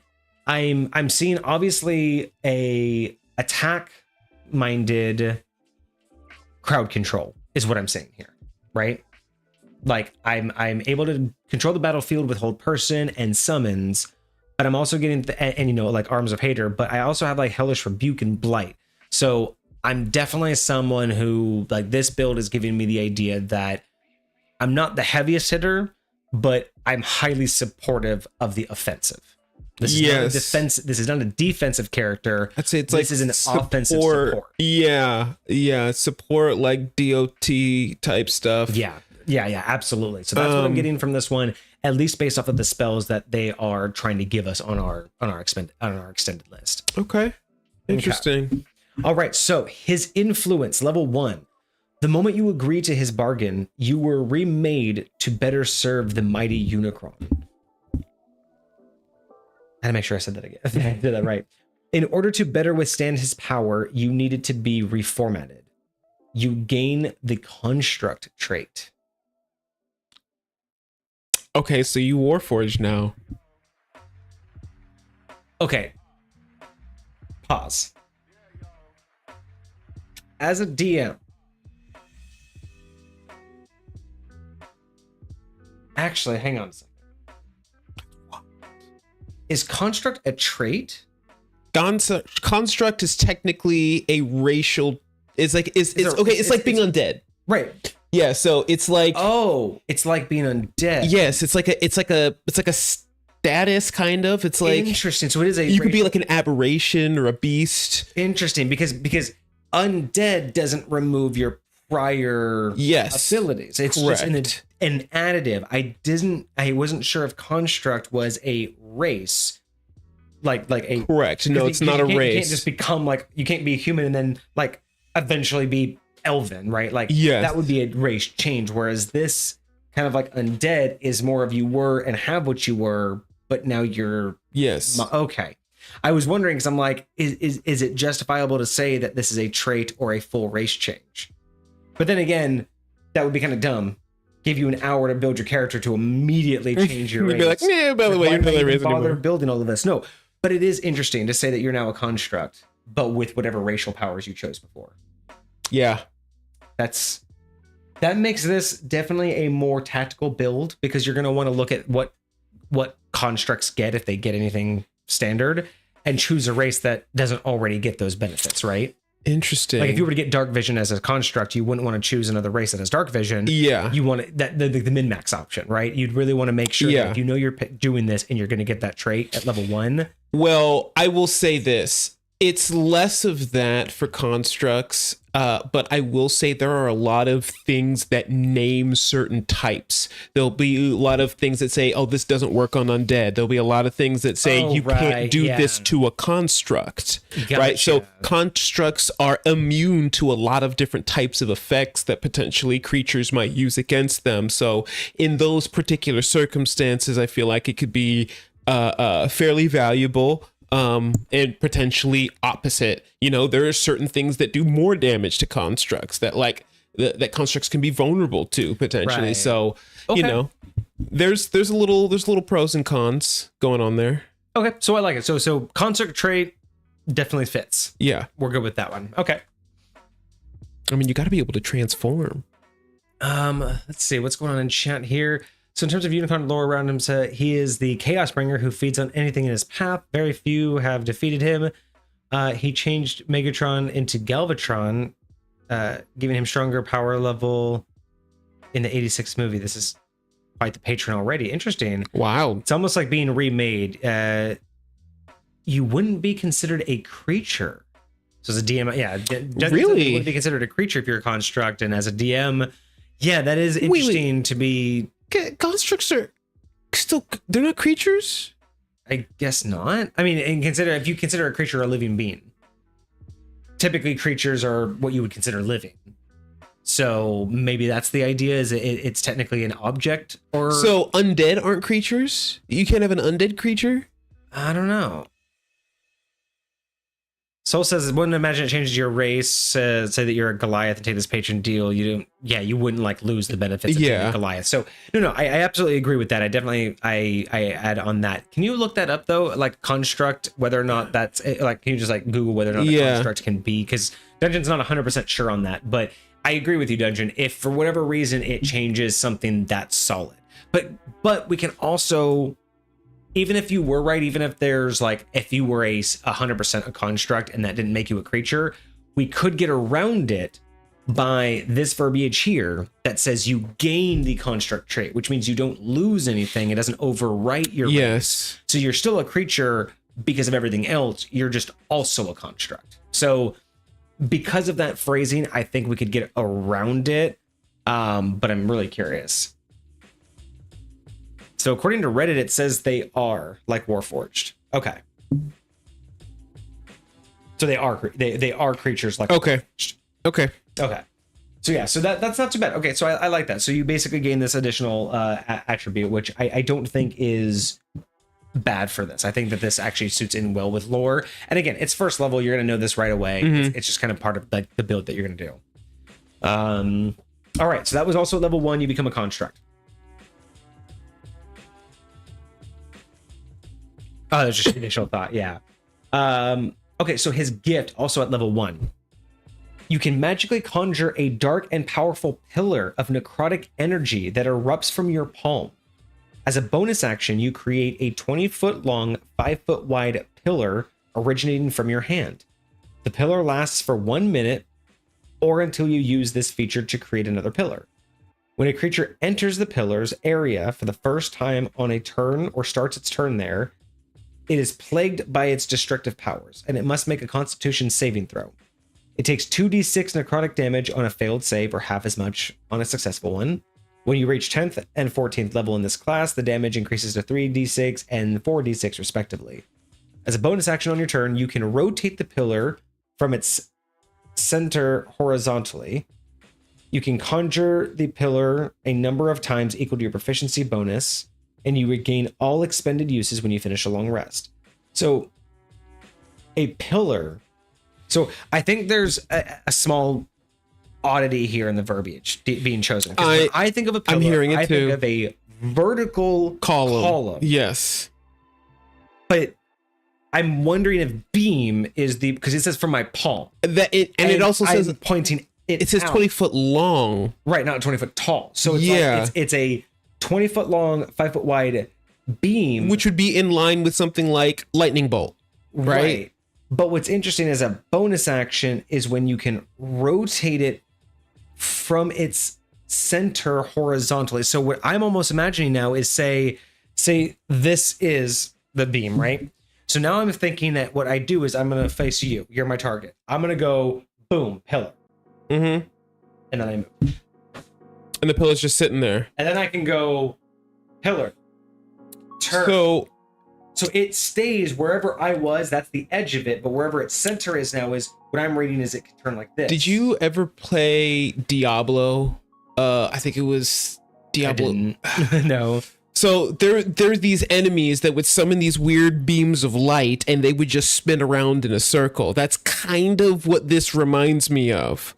except those ones spun around on the end of their axis. Like they were like this, and then they moved around like this on the map. No, they were flat. But they did this. They like spun in a circle like a helicopter blade. Yes. Oh, okay. Yes, like that. But on the end, from one end. Correct. So they went around not like from the center. Whereas this one is sounding like it's doing this. Correct. And that's the weird thing is like, so I'm kind of confused on how this works. So it's supposed to be like what do you call it? The blender blade. Yeah, and so I'm kind of confused on how this is supposed to work because it's not centered on me. It's from the edge of my hand. So I'm on the outer rim of that blender blade, right? So I'm assuming that I can also get hit by this. I'm assuming I'm not immune.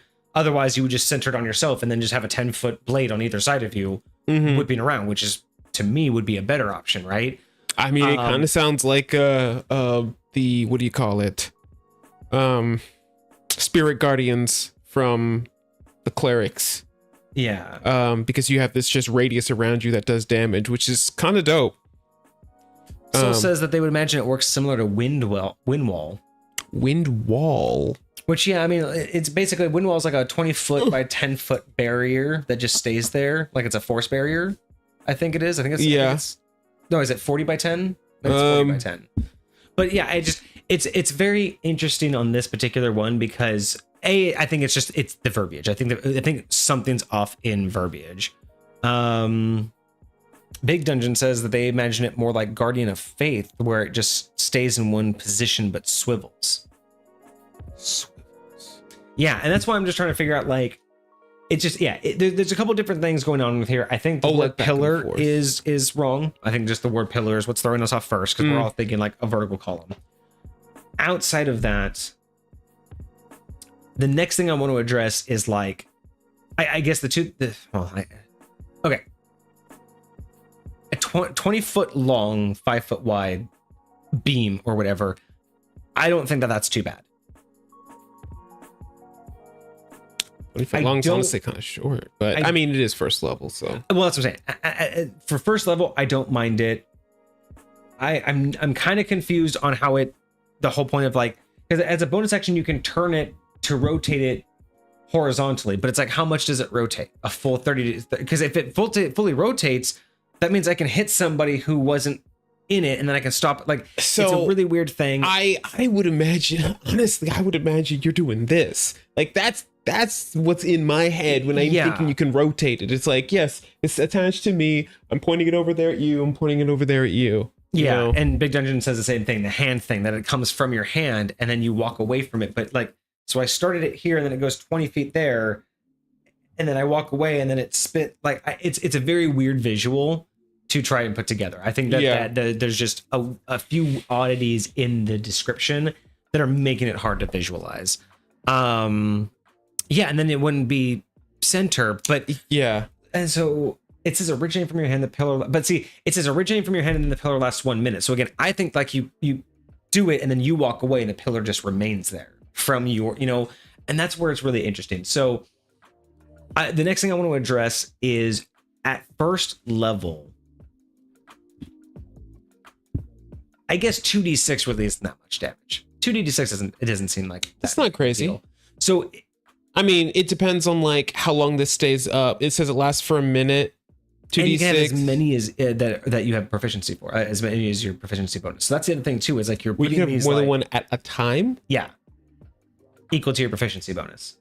I thought that's just how many times you could use it. Because no, you can. Oh no, yeah, you're right. You can conjure the pillar a number of times equal to your proficiency bonus. No, you're correct. Okay. So yeah, so one pillar at a time. Yeah, it's very strange. I don't know if it needs to have like, because there's like, what is it? Moonbeam, where you can like cast it and then it's just like a beam on a certain area and then you can move it with your bonus action. Yes. That's why isn't it just that? Why isn't it just a necrotic moonbeam that has, like, and then you could have it to where it's like it starts at 5 feet, then every 5 levels or whatever it goes 5 more feet, right? Yeah. So eventually you can have it be huge, but this column thing is a little bit weird. Now you made a good comment. If it worked more like lightning bolt, where it was just, that was a spell you had, where you just and anything in that line took that damage, and and it didn't stop when it hit an enemy. That I think would make this better sense. Instead of it staying on the battlefield and people have to be in it and then you have to turn So it. would you use it kind of like a cantrip? Like something you could just spam as much as you want? Yeah, cantrip equal to your proficiency. So again, same, all the same deals. Instead of it just lasting on the battlefield, it's just more of a, I can just shoot it. And like lightning bolt or chain bolt, anything in its path that would get hit. So, and hell, maybe you can even do it to where if you do it as an action and you spend a bonus action, you can turn it 25 or you could turn it 90 degrees. So I could hit you and then I could do this, or you and do this. So I can hit anyone in a 90-degree arc as a bonus action. The action is to do it, a bonus action on top of that to sweep it. And then you can hit everybody. Again, you still get all the people. It's almost like a cone, but it's like an action bonus action cone. Interesting. Yeah. Or again, you can just fire it straight in anything it touches, even if it's behind people. It doesn't matter. It'll just go through enemies. I like that more than this cone this column that lasts for a minute and then can rotate. Because again, it only does damage when they start their turn in it or something like that. Yeah. So it's like, I don't know, maneuvering it to where this is when a creature enters the pillar's area for the first time, or starts on its turn. So first time starts its turn, or starts its turn, right? Yeah. So yeah, I like the idea of. I think I would just drop that and make it a beam. It's again. Think about also we have this mechanical, Ultron like thing, a beam of negative energy that zaps you of life. Yeah, sounds better than. Now I have this like Mega Man beam that, yeah, it's weird for me. I think just a beam that you can fire once is better than one that you just hold on to on the battlefield. Fair. Plus, holding anything onto the battlefield like that without concentration is also kind of OP. That's with no concentration required. That is a lot of crowd control because again, you just rotate it. You just I would say, can you move it? Does it say you can move the thing?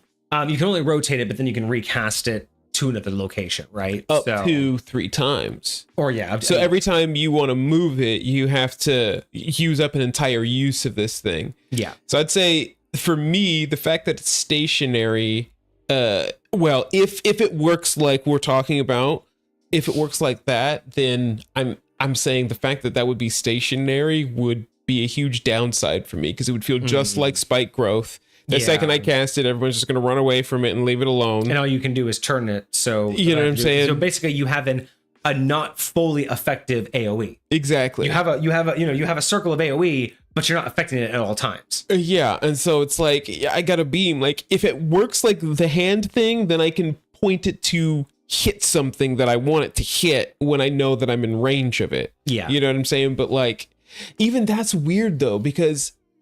Okay, if work in a doorway, would work in a doorway too. Like if you have a corridor, and that's one thing. But like if friendly fire is on, and this thing lasts for a minute, and it is a beam that comes out of my hand, and I'm just running around. Yeah, like, and I don't think it's supposed to run around. I think it's just supposed to lock there. But again, also imagine the control that you have. What's going on, Mind's Eye? Been a minute. Welcome. You have a corridor, right? And you have enemies coming down the corridor. Boop. Stay in the corridor, guys. You just fill the corridor 5 feet wide, 20 feet long. That whole corridor is now just necrotic energy, right? I think what I would do, keep everything as is. Just ditch the thing. Just ditch the part that it lasts a minute. It's a beam, acts like chain lightning, so it just goes through one enemy to the next one up to 20 feet, and as a bonus action, you can swipe it 90 degrees. So anything that it would, because again, just works as it. If it touches an enemy. It does. And with friendly fire, that sweep matters so much more. You may be able to hit every enemy with it, but you might get one of your buddies. Yeah. Again, I like the indiscriminateness of it, and it makes it. I think it also just again this hand beam, I think just looks more like what you would expect from this kind of patron than a beam that manifests and stays there. Right. And maybe that's just me. I feel that. I feel that. But otherwise, I do like it though. Like as a first level ability, because again, what would you have other than this? Hellish Rebuke? I mean, they do technically. And you already have Hellish Rebuke, right? What's the other one? Eldritch Blast. Like this is at least. Tell me you're not going to take Eldritch Blast with this. I mean, I'd probably take this on top of it. Like, I'd probably take this over it because this is more damage, I believe. Well, I mean, you could do both. Like, because when you start, so you get cantrips, man. So doing this and Eldritch Blast with your other hand, you'd be like freaking Iron Man out here. I love the fact that so many people in our community already know each other. It's been so wild. It's so great that people just randomly show up and they're like, wait, I know that person. Hey, I've met you before. Okay, so far with level 1, we're good. I other than the fixing to this, I like the class so far. Just this ability. Actually, I almost take back what I just said, thinking about Eldritch Blast, because this is a Warlock build, and if you do go the Eldritch Blast push-pull, because you can do repelling, and I forget what the other one is. Yeah, so you can do the push-pull. So you could theoretically keep somebody, dance somebody in this little zone here that you've got. I think I would get rid of it just sticking. That's my biggest change. Just make it a beam instead of a AoE that stays. Yeah. But the next thing we get is at level 6. So go ahead. I'm going to step out real quick. Go ahead and give them the rundown between level 2 and 6. What normal warlocks will get. All right, let's do this. So next is Eldritch Invocations. I absolutely love Eldritch Invocations. I think there should be more just like straight up homebrew. This is just a lightweight side note. Just there should be more homebrew for things like fighting styles, Eldritch Invocations, what's it that artificers get? Infusions. Like just those little side things. Like just stack the options for those things like as best you can, because I don't know, that would be way cool to just add more flavor to those types of things. Anyways, that's a side note. Eldritch Invocations, and then after that you get your Pact Boon. Pact Boon's kind of cool. You get to choose how you manifest your patron's power. Generally speaking, you have access to the Pact of the Blade, which you can turn it into a weapon, a sword or whatever, and you have this like pact weapon that you can summon at will. You have Pact of the Chain, where you get this like permanent find familiar, and it actually can be what is it, an aberration, a quasit, an imp, a sprite, or a pseudo dragon. What does it say? What there's a type. Whatever. Those are the options that it could be. In addition to the other like normal like frog and squirrel and stuff like that, I think. There is a kind of new-ish one called the Pact of the Talisman. This one gives you like an amulet that you work with. And the last one is Pact of the Tome, which you get additional cantrips because you're going to be a magic boy. And what else does it do? Oh, yes. So this one's kind of crazy. A lot of people choose this specifically. I think if you want to be like a coffee lock or something like that, you don't have to sleep. Right? Like you literally do not have to sleep. You can stay awake all the time. You just need to, meditate on your spell book for like an hour.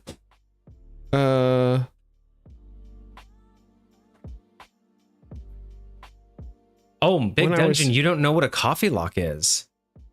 Oh, do we need to do? Okay, hold up. Tangent moment. You want to explain the coffee lock? I think you might know the coffee lock better. So I'm about to look it up. Like I've heard of it, but I don't know if there's any specific subclasses you need. I know what the idea behind it is. I know what you end up with, and it's ridiculous. I honestly, I really wish Lucifer was in chat right now, because I think that was his big thing. Like I think Lucifer loved the idea behind the coffee lock. So basically, I'll let Kage look it up and actually give you the specifics. We'll run down the specifics, which is why we changed camera real quick. We'll do a little tangent. I'm trying to remind myself that when we do tangents that are off, I want to change the camera. Fair enough. The coffee lock essentially is a build for warlocks that essentially supercharges your recovery rate for your spell slots. So essentially, your short rests are more powerful than, like, instead of taking long rests, you can take short rests, and then instead of having to take a short rest, you basically, like, in some instances don't have to. There's a way, I think there's also something that you do that recovers spell slots as well. So it is the concept of getting infinite spell slots, level 5 and below, apparently. It says there's an edit, Warforged completely alternative. So that was it. So coffee lock, meaning the idea that if a warlock needs a short rest to replenish their spells, coffee lock meaning you're always on caffeine, so you're never tired. Here's the deal: means you always have spells. The basic premise that I'm aware of is, so you combine warlock and sorcerer, and what you need is, on a short rest, sorcerers get their sorcery points back. That's right. And then you can on a short rest, warlocks get all of their spell slots back. Right. So you can, as a sorcerer, spend a spell slot to get sorcery points. Right. And you can use those sorcery points to turn them into spell slots. So you're always exchanging them in one way or the other. You're basically pillaging or cannibalizing yourself. Yes, on a short rest, you're just getting all your stuff back. And on top of that, you're getting like twice the amount of casting ability than you would as a warlock. So essentially, you've taken a warlock, doubled, almost tripled the amount of spells they can cast, and the recovery rate is almost instantaneous. Yep. So yeah, absolutely nuts. So banned from my games. Yeah, it is now banned from the games. Yeah. So anybody trying to do a sorcerer warlock multi-class, be warned. They are up to some shady stuff. Dangerous. Although I do want to say that, like, having them both be initially charisma casters, like, they do play very well together as subclasses. Like, outside of the coffee luck debacle.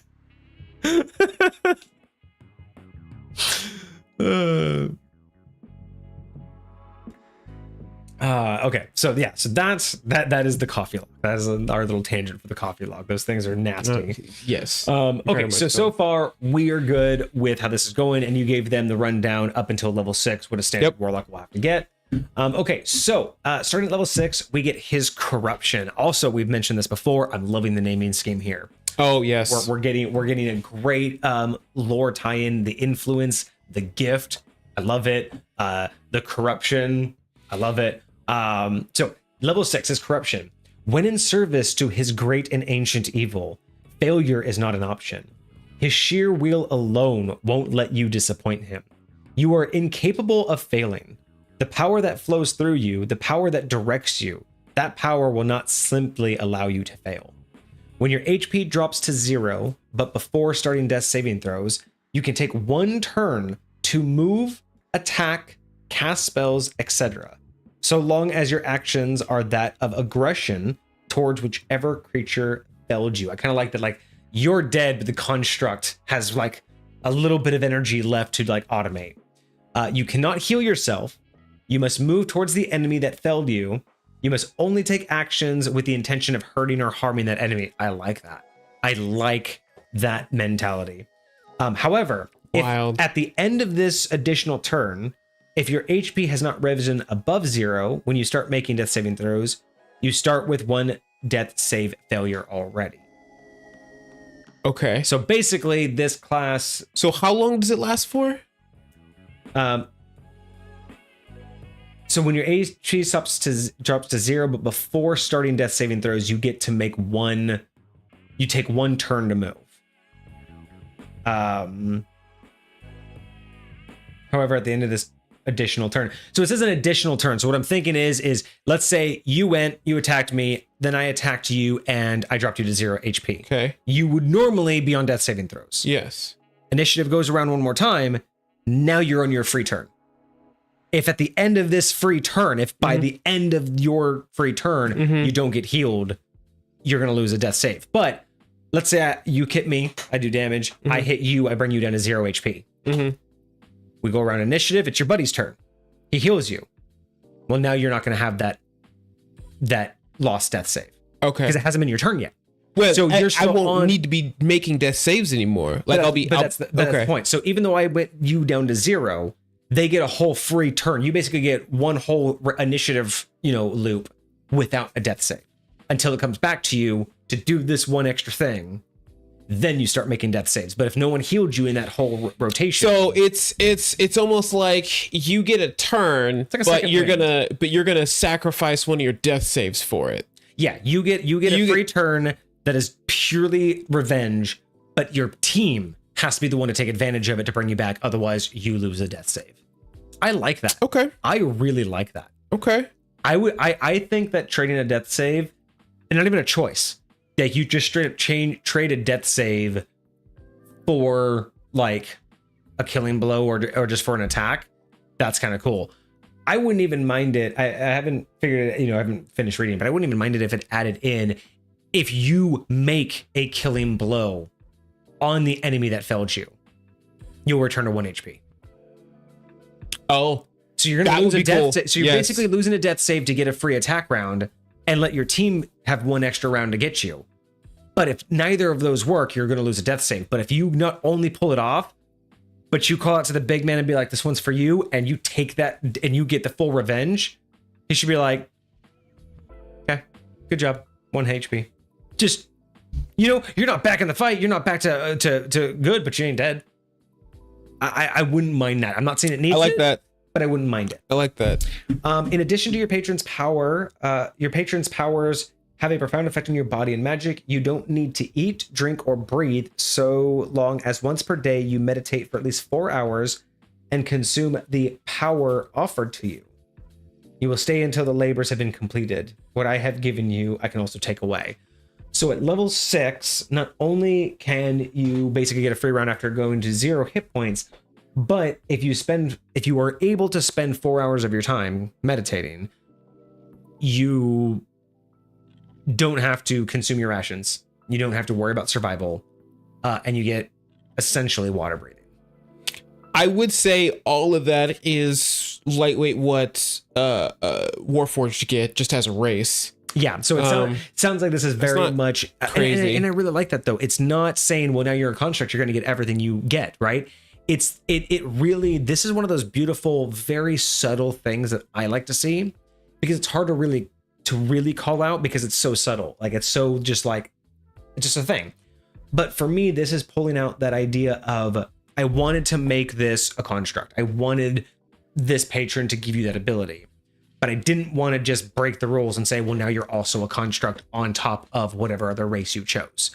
So this is that call to, he's giving you bits and pieces of a bigger picture, but you're only getting small chunks. It's wild because you having to spend 4 hours to get the full benefits of it is one of those things where it's like, it just proves you aren't that thing. You still have to work towards the full benefits. It's wild because yes, you are working towards full benefits, but also, like, when you hear even the naming scheme and everything else that's happening, it feels like it's assimilating you, right? Like, imagine, I don't know if you know the Borg from Star Trek, but like when they first infect you, yes, you're still part human, you're still part whatever you were, but you're now a large part, machine, mechanical.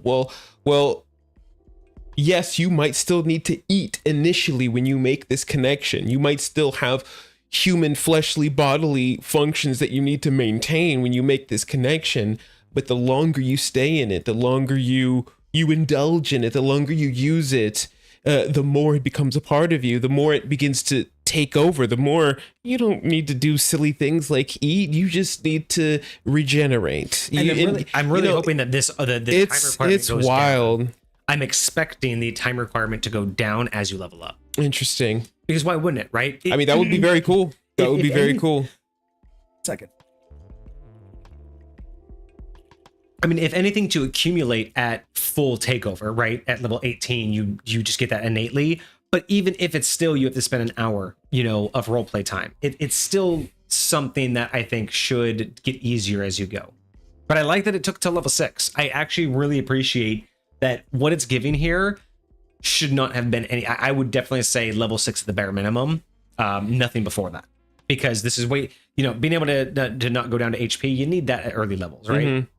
And the not eating or drinking, I don't think most people care that much about, but the not breathing is so much more important. And I think anything earlier, I think would have just been a little bit too much power. So I like that this landed on level 6. I'm okay with all of this. Sure. Most definitely.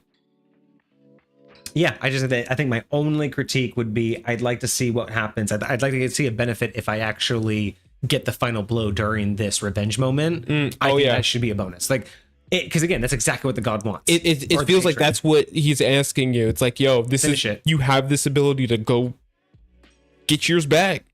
Yeah, I think that would be really cool. But other than that, I like it. I think it's really cool on what it can do. You don't need to eat. You need to slaughter. Okay, so anything between that and level 10?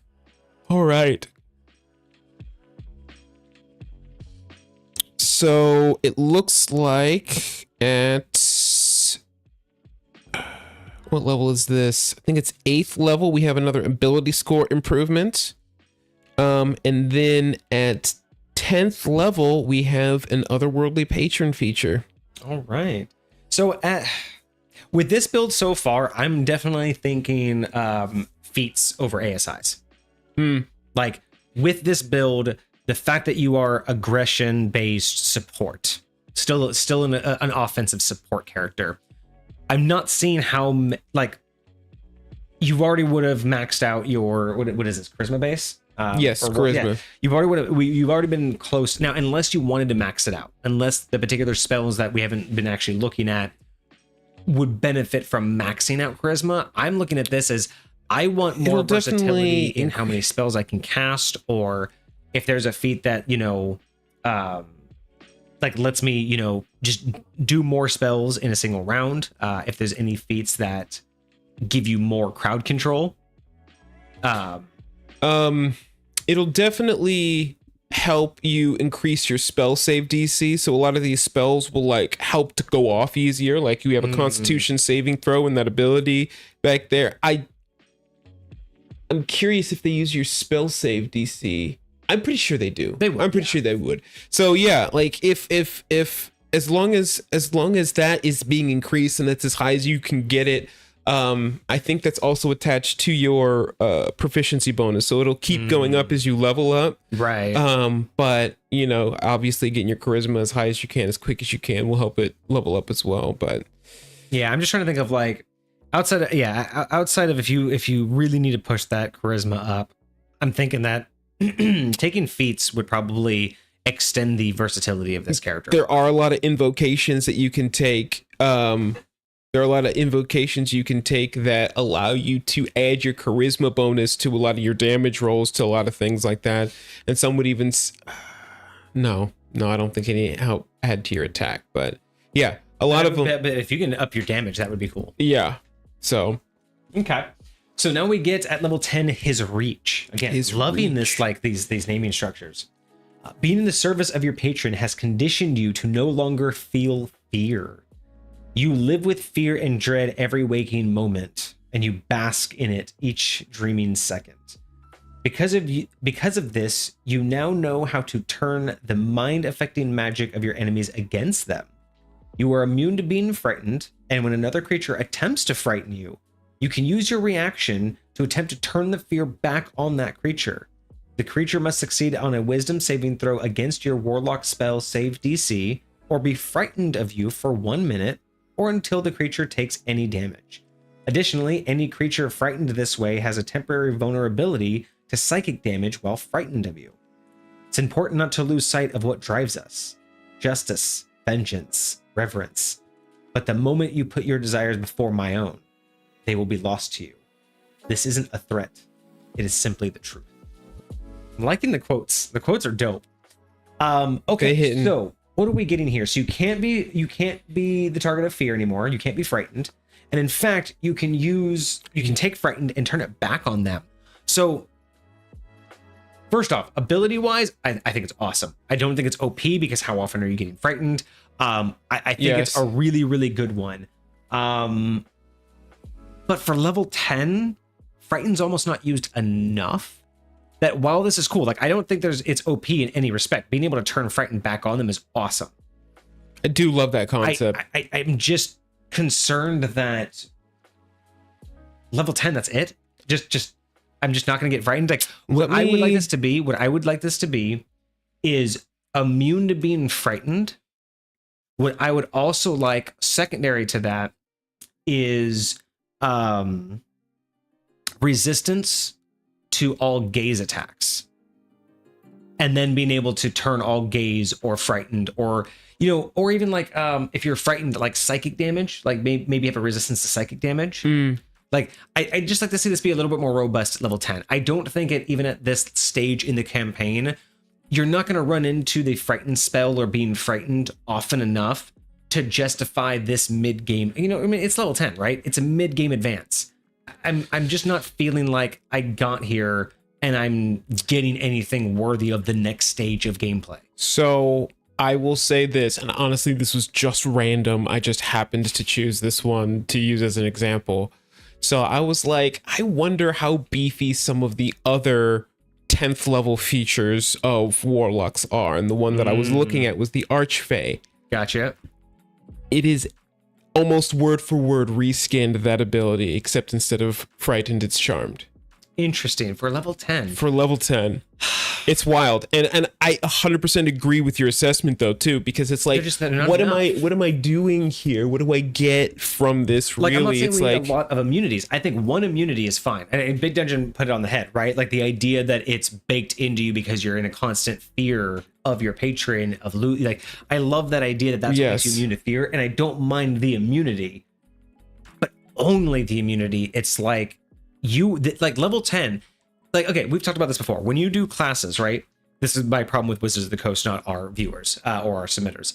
But when you do classes, the things that you get pre-level 5, basically the things you get at level 3, level 1, 3, and 5, should be the cornerstones, right? These should be the precursors. These should give you everything you need to know about how the rest of your development's going to go. Not necessarily like be identical, these are the only spells you're going to get, but it should give you a very clear idea of where you're headed, and you should see a callback, right? We've talked about this before. These should get called back in the sense that whatever you get at level 3 or 5 should upgrade with you. You shouldn't ditch it by level 10, right? You don't want that ability that you get, and then a couple levels later, you're like, oh, I never used that because it's useless.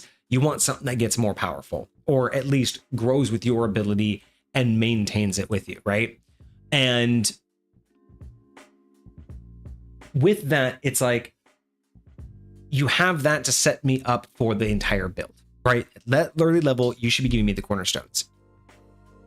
At level 10, why aren't you giving me something to prep me for the next entire stage of gameplay, right? You're going into level 10. Now we're talking about, this is the mid gameplay that we've talked about, right? You have like early gameplay, mid gameplay, then you have that like advanced mid, and then you have like, I will say from my experience, creatures that have the ability to frighten you,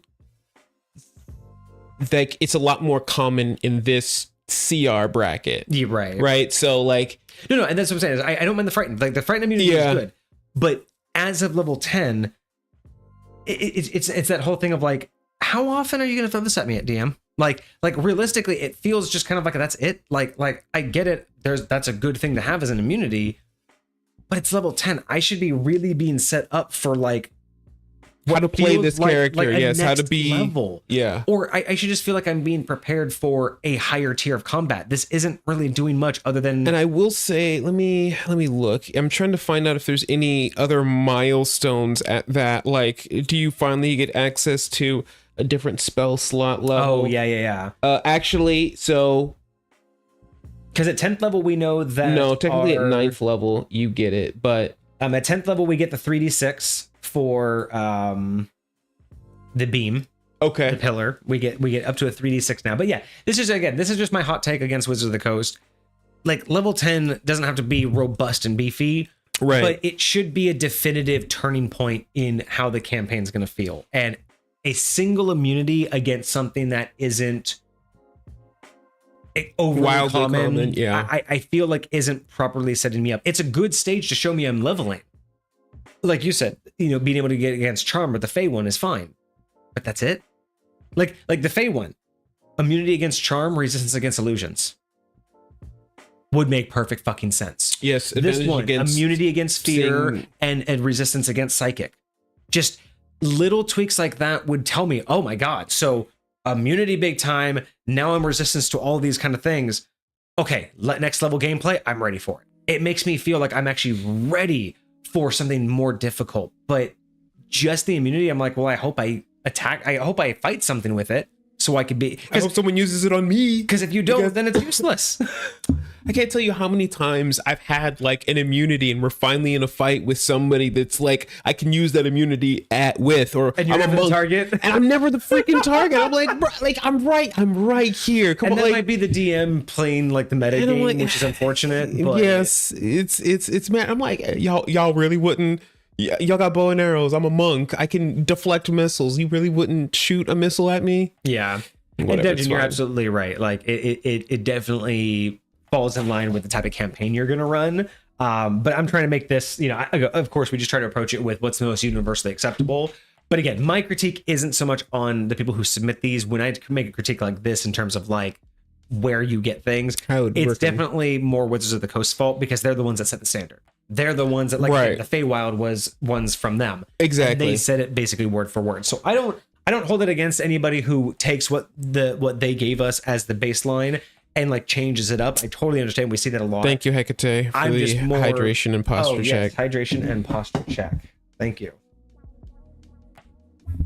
Out here fidgeting. But yeah, my biggest thing is I'm gonna have to go refill. Okay. I'll take a refill. So yeah, my thing about that is I feel more like we should expect more from Wizards of the Coast, right? I don't, we can do whatever we want, but a lot of people feel more tentative and more hesitant to change the status quo, especially if there is a standard or if there is a baseline that was set by the creators. But I don't know. I've always raged about that. Pretty much every review I do, I point out something that I don't like that Wizards of the Coast does because we see it in everybody's builds. And I feel like they're limiting what people can do in these builds by making all of the ones they create just so damn cookie cutter. It just gets to a point where I'm just like, I really wish I could just show them there's a better way, but we'll find out. Soul says, I have a fear-based DC Scarecrow build that would pair up wonderfully with. Well, I mean, if you want to see that reviewed live, you can always submit that in our Discord. Just saying. We have a submissions channel. That sounds like it would be a great place for it. I don't know. Maybe. But let us know. Hecate, thank you so much. We are getting the waters, and I am checking my posture. It is bad, but I'm checked on it. Oh, and Hecate, see, you're not just doing it for us. You're doing it for everybody in chat. Big Dungeon says that they needed a posture check as well. So awesome. That's a posture check for everyone in chat, not just for us. All right, and there is the hydration. Thank you all so much. By the way, guys, we probably won't make it, but if y'all want, we still have, including today, 1, 2, 3, 4. We have 5 days left for the community goal. Where is the community goal at right now? If you guys go into the channel points area or the XP area, you'll see that we have the challenge and predictions. So we have 31% raised. Thank you so much. But there it is. We have 31% raised if we get the total amount of channel points dedicated, which I don't know if we can at this point. But we'll probably run this one again. I think we're going to keep running this one every month until we come up with better ones. But basically, once we get to the mark, we will do an extra stream next month. We'll just add a random day that we'll do a stream, and whoever has the highest amount put into that challenge will get to either select or help us select the topic for that stream. Very cool. So I think I'm going to have that rotating every single month until we have other challenges. But I kind of like that idea of just having a monthly challenge every month that people can try to buy a new stream, like buying a whole extra stream, right? And even be part of the topic process. So we are now 45%. Thank you so much. Whoop, whoop. Big Dungeon or Soul and Big Dungeon coming in with some big drops. So that is 45% of the way there. Like I said, if we don't make it this month, I'm just going to keep rotating that one every single month because I really like that. I think I like the idea of giving people that opportunity. I probably will lower the price though. I think this one may have been a little bit too hefty. I wasn't sure about the max price. So I'll probably lower that to where it maybe is like 500 per person to max out. Like, because right now I think it's going to cost like over 1,000 to like per, for one person to do it, it would cost like over 1,000 the whole month. I think I may drop that to where like one person could reasonably do it by dropping like 500 points a stream, which they could easily make in a stream. So yes, I'll figure that part out. But I do like the idea of being able to have these challenges and give back, just because it does mean that people are interacting and helping us out. So it's cool. I dropped in. Soul says they dropped like 6,000 to 8,000 points just for Big Dungeon for a one shot. And we do have plans for that as well. We do want to do one of the topic ideas I want to do is gaming with chat. So eventually I'm trying to set up the systems now, but eventually I want to run either a one shot or a campaign series where I DM for you guys. Big Dungeon says sign me up. Oh yeah. Let's go. And I have a couple different ways I want to do it. I've thought about doing like a special series where I do it in Discord and stream it, and then I do like a contest where people can bid and win a spot on a one shot, and then we just live stream it from Discord. Or I've even looked at it to where I'm trying to do this thing where I can DM a campaign or a one shot where all of chat is the character, and there's different ways that you can like spend your channel points to I do like that idea down. I think that idea is going to be very cool. Yeah, so we are working on that. Stay tuned for more of those ideas, and if you're not part of the Discord, jump in that and we will give you more updates as we exclamation go Discord in chat. Exclamation Discord will do it. Awesome. Well, if you guys are part of the Discord, then we will let you know, and we'll figure out a whole bunch of figure out all the logistics that we want to try to figure out in terms of like how and when. But yeah, we do really want to do a lot of all that stuff. There it is. There is that link. All right. Okay, so back to his reach. So again, I think it's great. It does fall in line. We're not going to hold it against Dez for just the single immunity. I'm going to hold that against Wizards of the Coast, but that would be my change. Give it the immunity and then give resistances, similar to the Feywild, right? Or the Fey God. It should have just been makes sense to be against to be immune against charm, but again, other like illusionary spells you should have resistance to. I think that makes more sense at that level, preparing you for late game, right? And I don't think it's OP. I don't think it's OP to have a good one solid immunity and a category of resistance. Yeah, I would agree with that. I don't think that's too crazy. All right. And anything until 14th that we need to know. I know they're going to get another ASI. At 11th we get interesting. What is that? So it's weird. It says at 11th level, your patron bestows upon you a magical secret called an Arcanum. Choose one 6th level spell from the Warlock spell list as the Arcanum. You can cast your Arcanum spell once without expending a spell slot. You must finish a long rest before you can do so again. At higher levels, you can gain more Warlock spells of your choice that can be cast this way. One 7th level spell at level 13. Okay. One 8th level spell. So it's the 15. One time they're allowing you to go beyond your spell max, which is 5. Yes. And it's only with these spells until only once per day. I like that. So my question would be, once you get the higher levels, are you just choosing which one of those 3? Like, so you'll have a 6th level spell, a 7th level spell, an 8th level spell. So you'll have 3 spells to choose from, and you can only choose one every day, or you can cast each one once a day. Start reading the part where it begins to talk about at later levels. At higher levels, you gain more Warlock spells of your choice that can be cast in this way. That says more, not.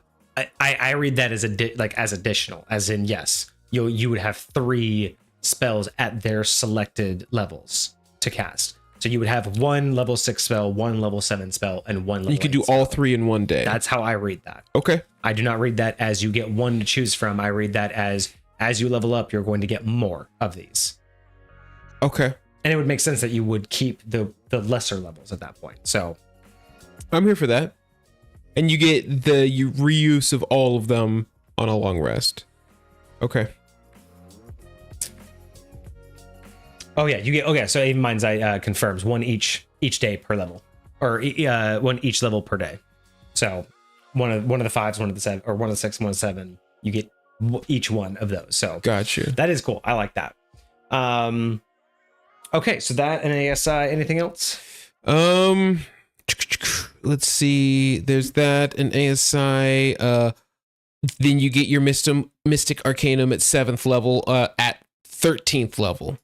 So the 7th level spell, but at 13th level. Okay. And then you get your Otherworldly Patron feature. Gotcha. Again, this is just going to be a little hot take against Wizards of the Coast, but this is one of the things I absolutely cannot stand about the way they do subclasses. The level progression. Just give me some god. Why is it that half of them get all the way up to level 18? Some of them randomly stop at 16, and then the others just get dumped at 14. Like, fuck it. Just you deal with it the rest of the 5 levels. Like, I don't care anymore. Why? It's like when we've seen the subclasses that have like the 6th level gap where it's like you get something at 6th level and then not something to like 14th level. Mm-hmm. And you're like, excuse me, what am I supposed to do with this like 8 levels of nothingness in mid game? Like, this is just like, why does this end at 14th level? Like, does your patron just stop carrying? And you're like, you can't be any more useful to me. Like, it's rude. I mean, it frustrates me that they don't give you anything at 20th level. That already frustrates the shit out of me. Every class should get something like a capstone feature, like a 20th level, like top of the line. Like, this is your freaking just druids, unlimited wild shape. That alone is freaking. Because look, the whole point is either you're gonna get level 20 and you're gonna play one more game and then that's it, or they're gonna give you another BBEG, or your DM is gonna expand the world and let you continue to game. But either, like, what's the problem with giving them a level 20 feat when you, that's basically just saying, well, we know you're not going to play with 20th level characters, so who cares? Once you reach it, you're done. It's like, no, give them that thing to have 1 or 2 gaming sessions with the uber powerful characters, then you reset. So yeah, that's my hot take. I hate that they don't all end at least at 18, let alone none of them end at 20. And this crap is just stupid. Why is this one ending at 14? That means that I, as a warlock, have to watch for 6 levels, and every one of my other party members is going to get at least one more thing. And I'm just going to be sitting there like, oh, that's cool. I got more life. Like, emoji. I just, it's frustrating. But again, we're not holding that against Dez. That's on Wizards of the Coast. Get your shit together. It'd be like that. It do be like that. All right, we have his grasp. 14th level. Unicron feature. Through your suffering, a fraction of his physical being can manifest. The process is agonizing, debilitatingly so. Your flesh is torn and reformed. Metal talons pierce through you and claw forth, repairing your wounds in their wake, bringing forth a metallic, disembodied hand of the Titan. You'll wish you were dead at times, but a necessary price for this power. As an action, you can summon a hand of Unicron within 10 feet of you. Doing so will cause you to lose all movement speed, action, and bonus action until the end of your next turn. In combat, the Hand of Unicron shares your initiative count, but it takes its turn immediately after yours. It can move and use its action on its own, but the only action it takes on its turn is the dodge action, unless you take a bonus action on your turn to command it to take another action. The action that action can be one in its stack block or some other action, which we'll get to in a second. If you are incapacitated, the Hand of Unicron can take any action of its choice, not just dodge. You can dismiss the Hand of Unicron as an action, sending it back to the void it came from, slicing you open and stitching you back together as it does. If the mending spell is cast on it, it regains 2d6 hit points. If its hit points reach 0, then the Hand of Unicron will return from whence it came, forcing its way back through your flesh. If this happens, it will not answer your call again for 1d6 days. Okay, before we get to the actual hand. Okay. I like it. I love this idea of manifesting an aspect of your god, having a new summon. I mean, we've already seen that we summon things. I'm liking it. I'm very hopeful. I like that your body is the portal. I love that your body is a portal. I'm very hopeful for all of this. I do have a critique. It's great lore. It's great description that this like rips from your body and it feels like you wish you were dead. I'd like to see that represented here. And if you're too afraid to give HP loss for what is supposed to be a high powered spell, make it a saving throw every time you use it. And if you fail the saving throw, the next time or within the next 24 hours, if you're brought to 0 hit points, you already have 1 death save gone. I do like that. Because if this is supposed to literally make you feel like you're dead, and again, maybe this is me being a stickler for lore because I know normally you don't get a power that has a disadvantage, but the way this describes it, it's like, why is him being ripped through you not giving you something detrimental? Yeah. If it really is that painful. I mean, even something like stunned for a round, or well, you kind of are. You are stunned for a round because yeah, that's true. You can't move action or bonus action until the end of your next turn. So you do have that. But I don't know. Would you rather have an ability that lets you summon something but takes you out for a whole initiative round, or summon something that makes you lose a death save the next time you go down? Like, I will say this as a player, I feel like it sucks to lose that action in the moment. But the problem is it's not just that. Like, I summon it, right? So on this turn, I summon this thing. I didn't get to do anything else. That's one turn. My next turn, I'm stunned. I don't get to do anything else. It takes its turn immediately after mine. And because I don't have a bonus action to use, it doesn't take a turn. Now I have to go to the it can move. Well, it dodges. Yeah. But that's the thing. So it's like, technically, on the turn I summon it, and then on my next turn, and then on its next turn, nothing happens. So it's not 3 turns, but that's a lot of sacrifice. So we haven't seen what it does yet. So I will hold off judgment until we see how powerful it is. But keep in mind, you're spending one of your turn or one of your things to summon it, and then until the end of your next turn, neither you or it is doing anything but dodging. Is it the end of your next turn? Yeah. Doing so will cause you to lose all movement, speed, action, and bonus action until the end of your next turn, and it only acts with your bonus action. So technically, you summon this thing, and next turn, neither of you do shit. It's that, to me, for something that's supposed to be like my biggest fucking tool, the biggest thing I have at mid-game. This is mid-game. This is borderline late game, and I'm knocking myself out essentially for 2 rounds in a row and summoning something that's useless on its first round it's out there. Or no, not just the first round it's out there, unless it says that when you summon it, you can immediately use it, because I can summon it with an action and then bonus action use it. But then the next round, both of us are down. So I feel as a player and as a DM, I agree. That sounds more of a detriment than losing a death save.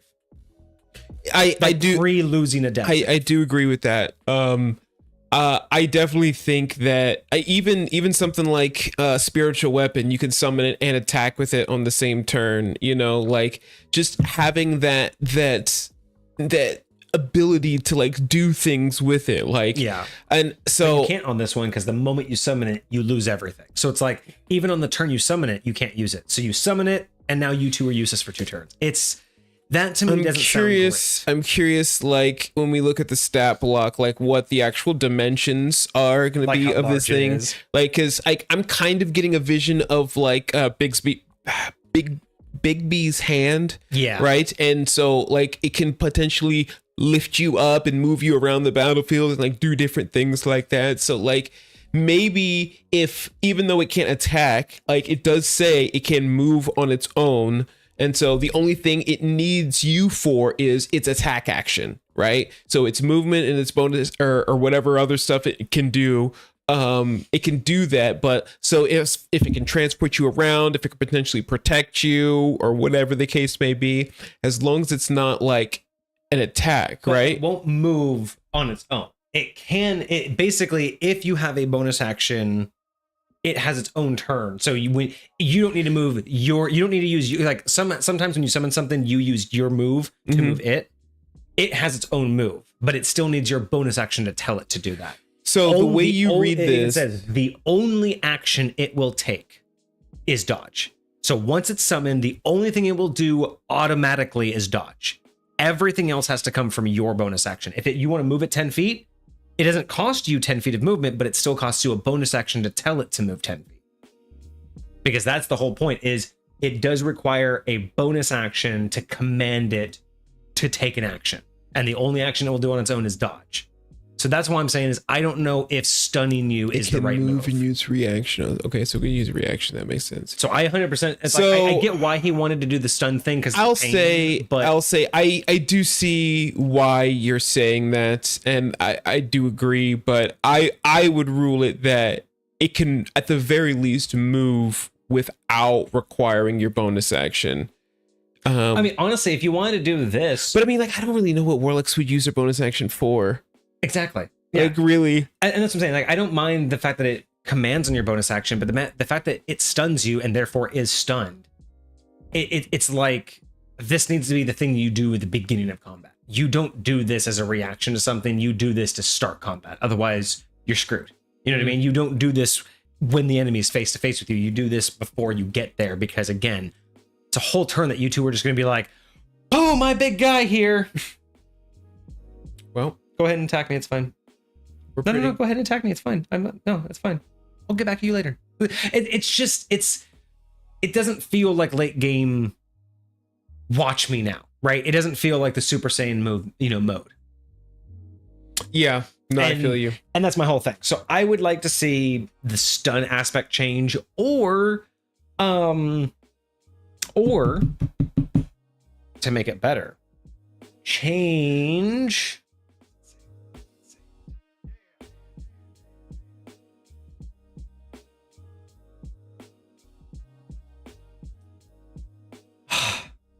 Did it say if you're okay? So, as an action, you can summon it. Doing so, okay. So in combat, shares your initiative immediately after yours. Takes its own action. Will only dodge. Bonus action to command it. The action is one of its stat blocks or some other action. Okay, I was really looking for this. So it does say if you're incapacitated. I think that specifically means if you're down or unconscious or dead. I think is what incapacitated technically means. Well, you are incapacitated when you are unconscious, but incapacitated has its own verbiage. Because what I'm now curious about is, does incapacitated, when you summon this thing, are you technically considered incapacitated? No, you have to have something that specifically says you are incapacitated. Because so my biggest thing is like, I would then change the incapacitated part to if you are incapable of commanding it, it takes its own action. So basically, I like this verbiage for a couple reasons. One, means that when you first summon it and you're stunned for that whole round, it's going to act on its own. So basically, I'm summoning this thing and the DM's like, I got you. I'm going to play the part of the patron, and its first round is its. So it gets summoned and it says, step aside, little man. This round is mine. That's the stun part. You're so in pain, you get stunned, and it's like your patron being like, step aside while the big boys play.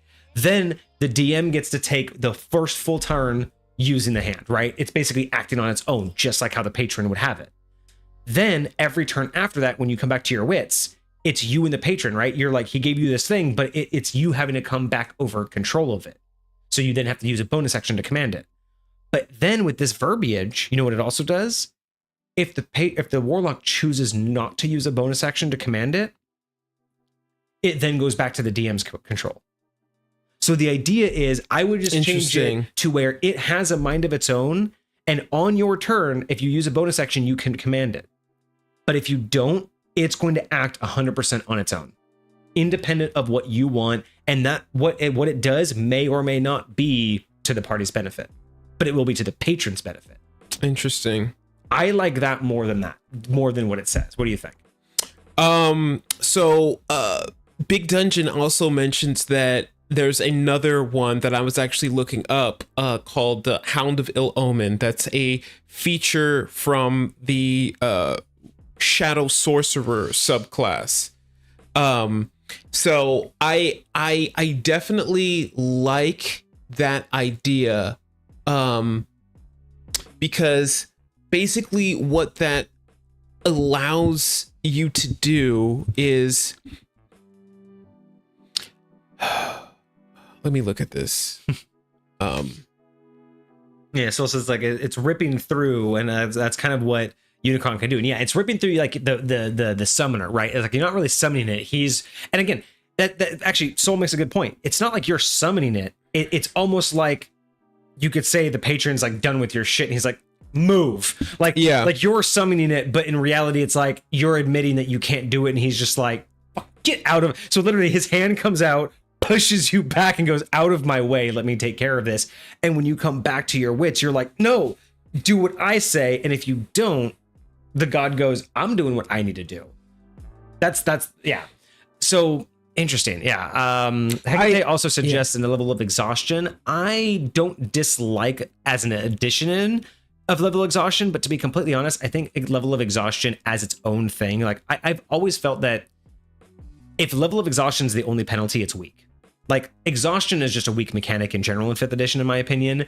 And anything that's only penalty is level of exhaustion is weak to me, because it's too easy to accept that, because 9 times out of 10, it's easier to get rid of the level of exhaustion than it is to worry about whatever it is you're doing. Like you want to pull that thing off. And how often have you ever actually had a stack of 4 exhaustion points to where you're actually questioning, oh, I don't want another one. I've never had more than 3 exhaustion points at a time, and then I lose them quick. Like, personally, exhaustion is a weak mechanic. Yeah, I would love it, Hecate. I do think it's cool, but they should use it more aggressively. I think it should be like, yeah, you get 2 levels of exhaustion here, you get 3 levels of exhaustion there. Like, I think sometimes we give things away a little too cheap for what exhaustion is. Most things that just take 1 level of exhaustion should really cost more. Yeah, but. See, it'd be cool if it had the same command type as the Shadow Servant from his Warlock Sub-Class. I forget what specifically their command was. I think because you had specific commands you can give it, right? Like that's right. I had like a list of things that you could do to it. Yeah, I don't know. It's just it's a very weird approach, because again, it's like you summon it and then both of you are incapacitated, and then you have to use a bonus action to make it be useful. And I feel like that's not really what this patron's all about. You know what I mean? Like, this patron doesn't feel like it wants to help you by being commanded. So I kind of like the idea that it's going to do what it wants unless you command it, right? So you bring it out, you're stunned, it's going to do whatever it wants. And until you use a bonus action, it's going to act on its own. Now, does that mean it's going to immediately attack your enemies? Maybe. Not necessarily. Like, let's say there's an artifact nearby, and it's an artifact that your god really wants. And let's say you're being attacked, and you summon this arm to defend you. And what if the hand just starts to creep over and instead starts to attack a wall randomly? So you guys sit there, you almost die to the end of the fight, right? Let's say even your warlock character is like on death save throws, but the fight's over, and then right at the end of the fight, the hand breaks through the wall, and there's a secret compartment where the artifact is. So you summoned it, and the whole fight it was useless because it just kept slapping a wall. But that's because that's where the artifact was. Now the benefit is you may not have known that's where the artifact was had you not done this. Mm-hmm. But the idea is that could be a narrative way of using it for the DM of, well, if you're not going to control it, it's going to go fuck off and do its own thing. And the patron, that's its primary. It doesn't care if you die. It wants access to its artifact, right? So interesting alternative for DMs to integrate this is I guess what I would say that is. That's fair. Well, good night, Mind's Eye. Thank you for joining us and hanging out with us. Yeah, take it easy. Appreciate you showing up. We do have sub emotes. I don't know if you were here for that. So if you do ever sub, you'll get some access to some emotes. So we will catch you next time you show up. Big Digital says their barbarian currently has 2 exhaustion because they are level 20 in a shadow world with no chance of rest. Oh, wow. That sounds absolutely rough. And don't fight a Nightwalker. Yeah, probably not a good idea. Time to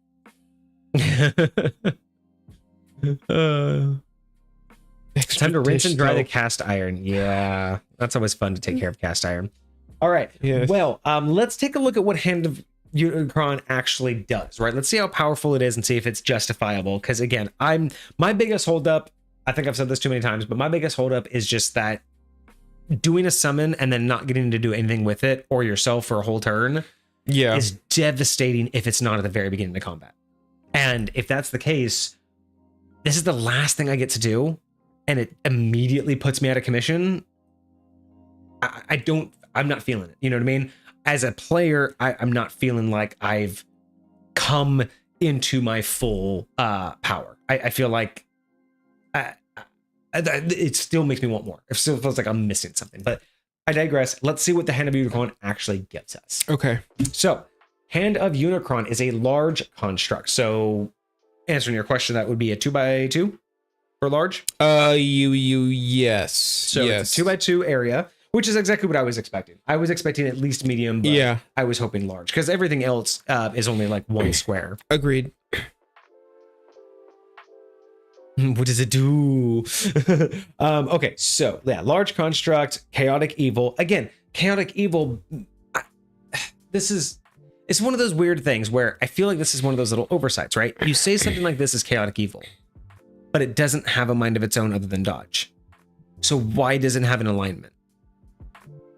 Like alignment indicates, if it's not going to affect its choices, then what's its purpose here? Unless you're incapacitated, right? But yes, it's like, to me, if it has chaotic evil, that even more so means that if you don't use a bonus action to control it, it's definitely going to do what it wants, right? Like that tells me even more so that it should have a mind of its own from the get-go, but not one that is benefit. Again, the idea that it will go after the artifact right next to you, but not help you, right? Right. Like the fact that it will do what the god wants before it'll help you. And if helping you is what the god wants, great. But I like that idea for a chaotic evil construct is you have to control it or it will do its own thing. That I think says more about the lore. Interesting. It has a armor class of 19. I'd love to see that. I definitely think that sounds quite especially right as a construct. Hit points 80. I could have actually with an armor class of 19, I could have seen hit points as low as 60. But you do want this thing to take a couple hits, right? Yeah. Like you want it to take a couple hits. I could have justified as low as 60 for that armor class, but 80 isn't terrible. I think anything over 100 would have been pushing it. So 60 to 80, good variance. Sure. If you guys want to alter it, I would say that's fine. But anything over 100, too much with that 8 armor class, and anything under 60, one hit kills, basically, right? So it's just going to banish it immediately. You know, one good spell takes care of it. And it does have a speed of 30 feet, and it does have hover. So the way I read this is unless it says fly, hover, it's specifically talking about like you can just hover over the ground. Yes. So like gravity will still affect you. I look at hover as my understanding is hover just means that you are not in contact with the ground. So difficult terrain does not affect you. Okay. So that's what hover means to me. You are in line with basically at a constant distance with the ground. So unlike fly, you only change height when the ground changes height. So if there's a dip, you dip. If there's a hill, you go up. Also with hover, from what I understand, is you don't get knocked to the ground unless you go unconscious. Because I think like there is a thing where flying creatures, unless they have hover, if you basically hit them out of the sky, they'll fall. But creatures with hover don't fall. Interesting. So I think hover is just I'm curious way to if they're immune to the prone condition. I feel like a lot of people in this scenario, because what would prone look like for you? Well, and that's the thing is I think hover is a natural state. So prone, you'd have to force it onto the ground and then it would just go to hover again. So you'd have to basically like literally strap it to the ground or put a heavy object on it. Yeah. Large is reasonable, seen as how it's coming from the origin of the planet robot. Yeah, no, I think large actually is perfect for that. I love that big dungeon. You did right. All right, so let's go over these stats. It has a strength of 19. I think that sounds right. Dex of 10. Okay, so it's large, it's slow, so it's not it's not very agile. Constitution of 18 sounds good. Intelligence of 12. Again, missed opportunity for it to act on its own more often. Wisdom of 10. That sounds a little bit... Well, no, actually, again, new to this universe. I'm new to town. Don't really know the street smarts. I'm intelligent as fuck. I know a lot about a lot, but I don't necessarily know anything about where I'm at. That's fair. And a charisma of 16. That probably I don't... for the spells. Probably. Probably for the warlock connection to the spells. I can't imagine why else it would have charisma. Unless you... Weird way I would look at it. Because it's the hand of God, It has a essence, allure. Look. You see it, and it's magnificent. Yeah, it's majestic. It's otherworldly. If you use charisma that way, I can justify it, but that's not typically how you look or use charisma. Right. So, interesting. Your mileage may vary. All right, we have saving throws of strength +7 and charisma +6. Skills, it has an intimidation +6. That's interesting. Okay, it's very scary. It goes along with my charisma idea, though. It's just so magnificent and marvelous. Daunting. You have to. Damage vulnerabilities. It is vulnerable to radiant. It is resistant to necrotic, and it is immune to psychic. Okay. I like that. I think actually that fits quite well. Yeah, definitely being immune to psychic damage. And radiant necrotic, it's pure evil. So yeah. I kind of like that duality right there, vulnerable and resistant. I'm here for that. And then psychic immunity, it's a patron. You're not going to do anything psychically. Condition immunities, it cannot be blinded. It doesn't have any eyes. Charmed, deafened, exhausted, frightened, paralyzed, petrified, or poisoned. All of those. I mean, it's basically built from a construct too. Yeah. So all of those, I think all of those follow the construct basics as well. Senses, it has true sight of 10 feet and a passive perception of 10. Okay. I kind of like that. It's more like a I'm curious if that's its only sight. I think well, yeah, it sounds like it's a senses. I kind of like that though. It's basically just it can sense its immediate proximity. Right? Like it knows what's right around it. I like that. And languages, it understands all languages but can't speak or write. Okay. Interesting. Okay. Yeah, I don't have any critiques on this. This is actually really well. I would have added the prone condition.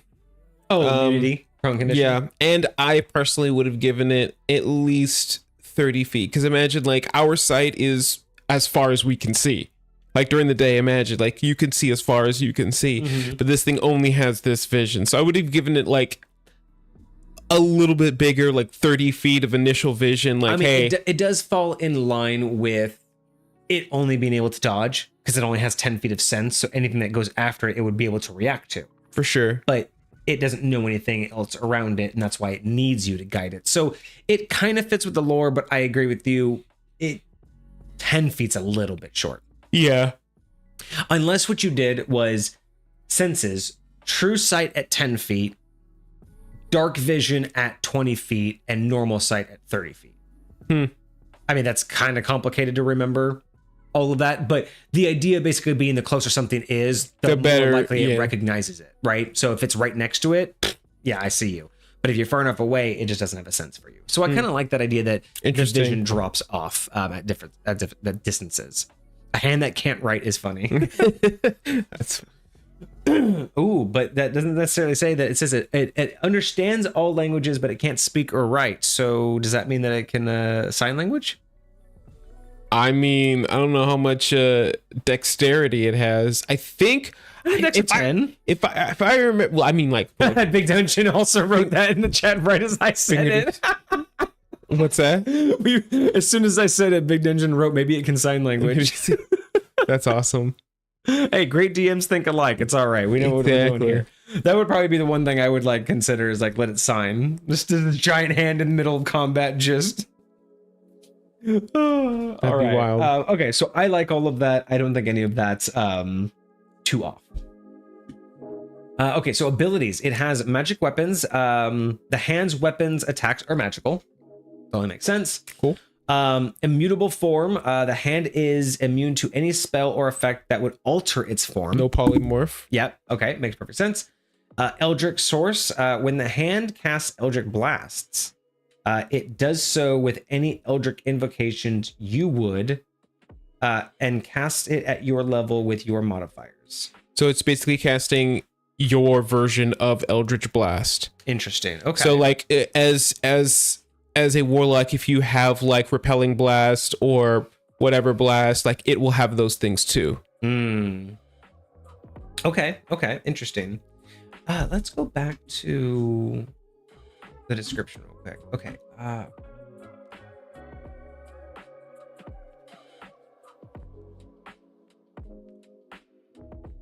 So it's the hand of a titan, but it's also like talons. I'm trying to like think of what that like image is. It's like a talon. I think if you scroll to the bottom, there might be an image of the hand. Ah, there we are. Okay. That's the image that came with the submission. Gotcha. Okay, so it acts as magical weapons. I like that. It's immune to spells that alter its form, and it can cast Eldritch Blast. Okay, so let's see what its actions are. So it has multi-attack. It can make 2 attacks with its talons. The talons are a +10 to hit with a reach of 5. One target, 40, 10 plus 5 slashing damage. On a success, the target can be grappled. Escape DC of 16. If it's a larger, smaller creature, I like that. Until the grapple ends, the hand can't use its talons on another target. Makes perfect sense. And then it has Eldritch Blast. It's a ranged spell, plus X to hit. Range is 120 feet.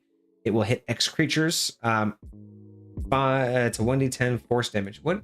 So X, I believe I put that there as a substitute. So when you use Eldritch Blast, normally when cantrips level up, they increase in damage die. Eldritch Blast is the exception. Eldritch Blast increases in number of beams that all do the singular. So it's because it's working off of you, it's based off of however many you'd be able to. That is correct. Gotcha. Yes. So it's going to level up as you level up. So the number of creatures is going to be based upon the number of beams that you have available to you, and so on and so forth. But each one is going to do the 1d10 force damage because that's just standard. Okay.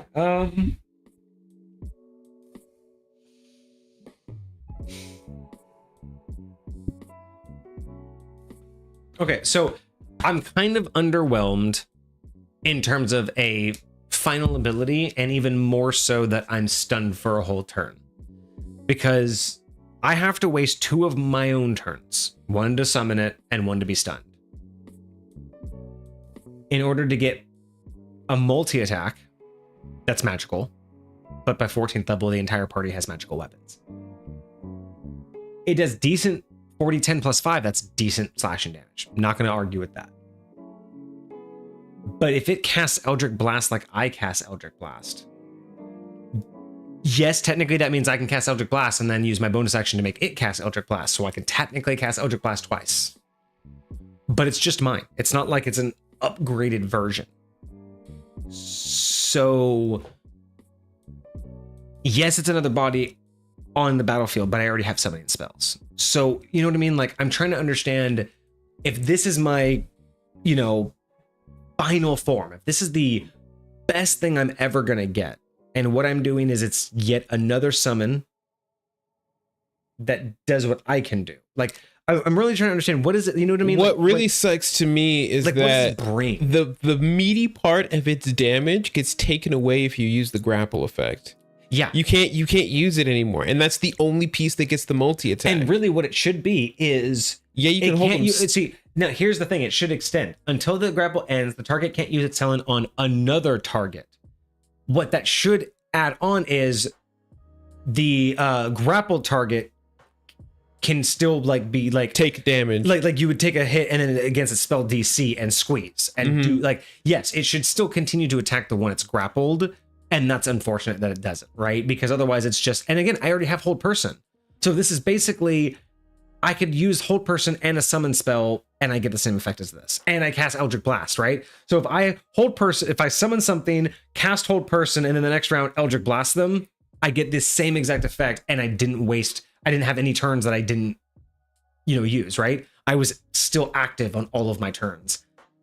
I'm trying to understand, at level 14, this is the rest of the game. What is this doing for me in a real combat, other than putting another creature on the table, which I can already do, and throwing out a bunch of damage, which I'm sure there's other spells that can get me close to 40, 10 damage. Like if this thing gave you advantage on them or something, maybe, but grapple just makes their speed 0. That's really the only advantage you get. They're just not going anywhere. Yeah, and they're not even prone necessarily. There's nothing here that puts them prone. I mean, I know it did say that you can give it other actions, so I understand that the versatility is in the creativity. You can probably use it out of game, or out of combat. Yeah. Maybe move a boulder or whatever. But yeah, it's just, I don't know that if this is the final thing I get, I don't know if the detriment of losing 2 turns is worth it for what I'm getting for it. And again, it's like it's nice, it's not terrible, but with nothing coming after this, I'm not hyped. I'm not hyped for being level 18. You know what I mean? I'm not seeing how I can't accomplish these very things. And let's talk about the accumulation, right? We haven't gone back to the beam, other than by now the beam is more powerful. You know, it gets the what is it now, a 66 or whatever. But it's like, how is my patron benefiting from me doing this too, right? That's why I kind of suggested the idea that as soon as you summon it, it begins to act on its own unless you use a bonus action. Right. Because then at least that way it's super useful, but it's also like an extension of the patron, and it makes more sense that it would do its own thing or at least try to fight you on it. It's either that or make it more powerful. Like, I was thinking like if it's kind of like a, you know, these talons or whatnot, right? Like, I would even give it like, It's weak. I mean, if it can grapple, why can't it push and pull? You know what I mean? Like with greater effect. Or I mean, I would say, shoot, if you're grappling a medium creature with this thing, like either you just automatically pull them or you have advantage to pull them or something like that. Like, or you could drag them after a successful grapple. You can drag them. Here's another thing. Why, if it can do Eldritch Blast, but it's your, see, here I take this problem, right? It can only have one spell and it's your version of the spell. I take problem with that. It's the fucking hand of God. Let it have its own Eldritch Blast. And let it do, I would give it some other spells too. Well, what I'm thinking too is, why does, if it can cast Eldritch Blast, my version of it, why then once it's summoned on the battlefield, why can't it cast any spell that I know? Instead of just Eldritch Blast, the actions are multi-attack, 2 attacks with its hand, or it can cast any spell that I know. I mean, and then on top of that, give me the ability to cast my spells through it. So let's say I summon it and I put it 200 feet or 100 feet across the battlefield. Then I have a spell, a ranged spell that's only 30 feet, but I cast it through it to something that it can, right? Like, these should be the abilities that it has. It should be an extension of me through the battlefield, or it should be an uber powerful version of the God's Hand that I'm battling to control. But this just feels like it's not complete. Or it feels like I should have something else. It's not that this is bad, it's just not what should be my final upgrade. That's why I'm feeling like I'm not fulfilled. I don't feel like I've seen the accumulation of this class. You know what I mean? It doesn't tie anything together. It doesn't really tell me I've made full connection with my God. You know, it doesn't tell me that my, you know, it doesn't tell me anything more lore wise about what the God would have. Like, so the God gave me all of this, and then for what in return again? Why can I control his hand for what in return? Like, it's just, it's missing the final piece of the lore, and it's missing the final piece of I'm a complete class now. Yeah. Because I get this, and I'm just like, I like the squeezing damage, big dungeon. Yeah. I would almost do it akin to, so there's a first level spell called Witch Bolt. And it's one of my favorites. And so basically what happens is you attack somebody, and as long as you remain within a certain distance of them, like you can do constant damage to them. Like when they don't get a saving throw, it just does damage to them. I like the idea, like every time you start your turn grappled by this thing, it does its damage again to you. Yeah. Just does it. And like you can try and escape, but it's probably going to be like a high strength, or just make it like a save where it's like, if you start your turn, make a save, and it does damage, but then on its turn, it can then do an attack on you, right? So it's not, it's a minor consistent damage of being squeezed, and then on its turn, it like does a squeeze attack to do higher levels of that damage, right? So it's like a D6 every round, but then it can attack you for like a 2d8. Yeah, because the way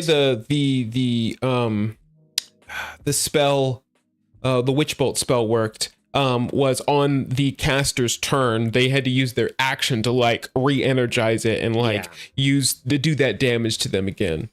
Yeah. So okay. Yeah, I like that. I think that it's just, it doesn't complete the story. It doesn't complete the lore of the patron, and it doesn't complete the story in the sense of when I'm thinking about, you know, start to finish this build and the accumulation of everything I've learned, and here's my final form. Like, here's everything I've accumulated and gotten to. it's not that any of this feels bad or out of place. This feels right in line. It doesn't feel like the end. You know what I mean? It feels like that game that stops and you're like, wait a minute, that wasn't the final cutscene. Like, there's still so much more to go. There's no way. There's not more. So yeah, I like it. I think it's brilliantly written. I love the lore behind it. My harshest critique is that it's not finished.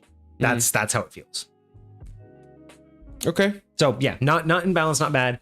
But that will make me change my approach to like when I got to the end of Fable 3, exactly. Oh my gosh. Okay, so let's talk about this, right? So Fable could have been something. This is absolutely an amazing build. It is absolutely phenomenally thought through. It is not a reskin of of Ultra or a Unicron. It is definitely its own thing. It was well thought through. It's well balanced in the beginning, and it takes a lot of unique approaches to a subclass, and I do think it deserves points for that.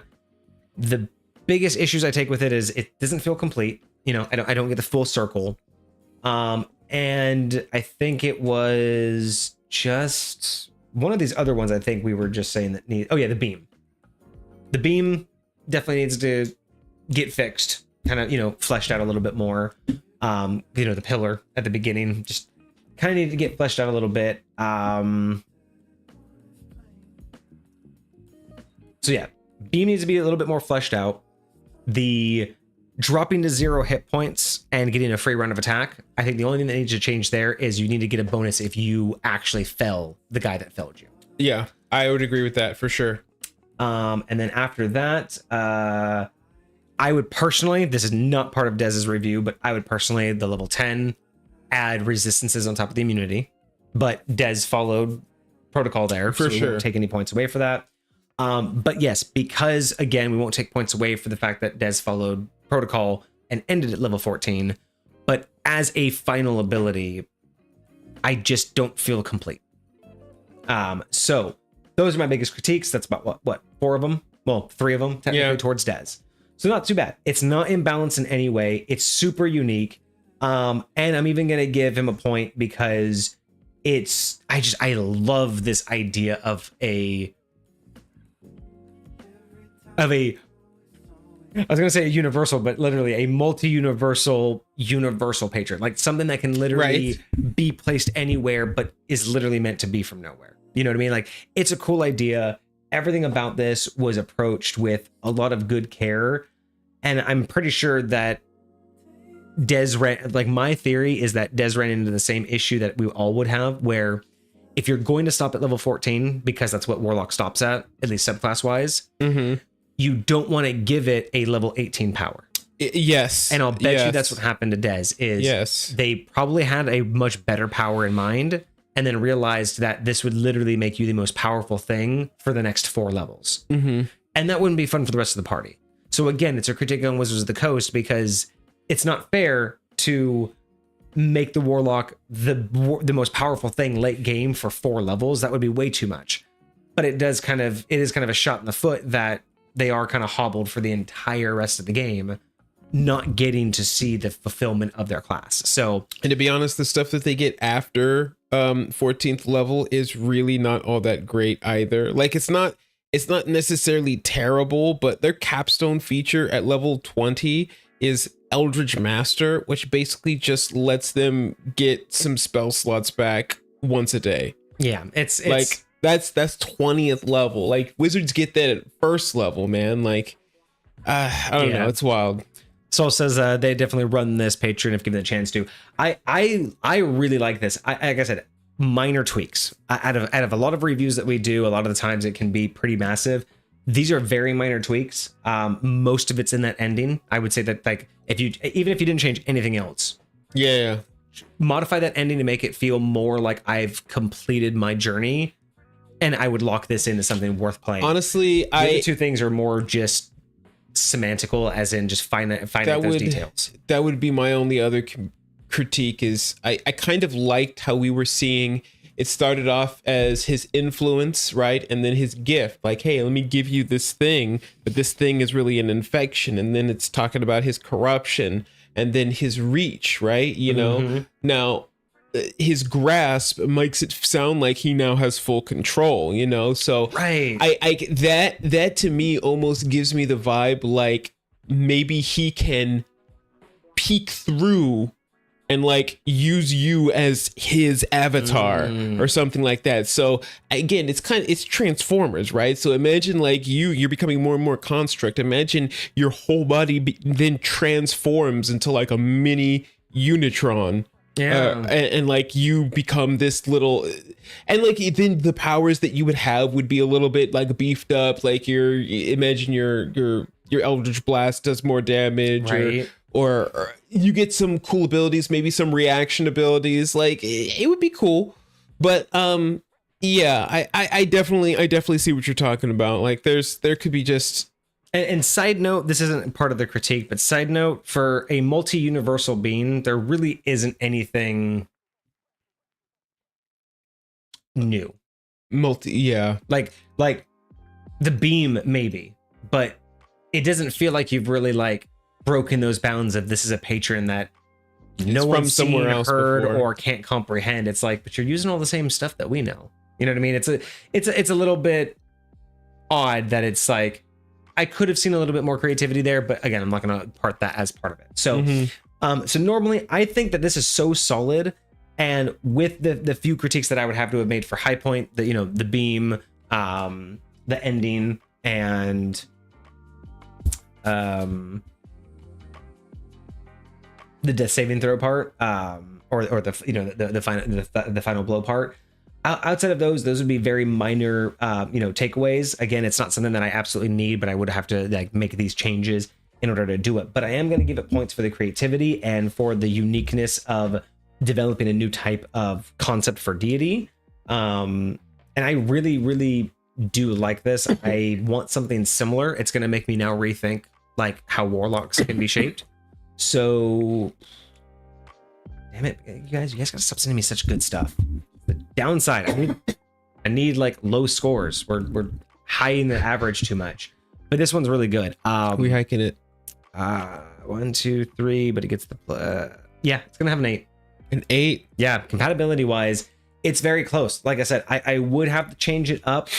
It normally would have dropped to a 7 with how many changes and how many critiques, but really, the uniqueness makes me want to just overlook those. You know what I mean? So it definitely deserves the 8. So 100%. Thank you so much, Des. If you do see this on YouTube or if you're out there in chat right now, thank you. That was an awesome concept. And it's really cool that you brought in another IP. It's cool to see like another concept of an IP, but you didn't rip it directly. You know, right? You didn't do the thing where it's like, oh, I'm gonna give it the same powers that Unicron had, and I'm gonna do something that I saw in the movie or in the war or whatever.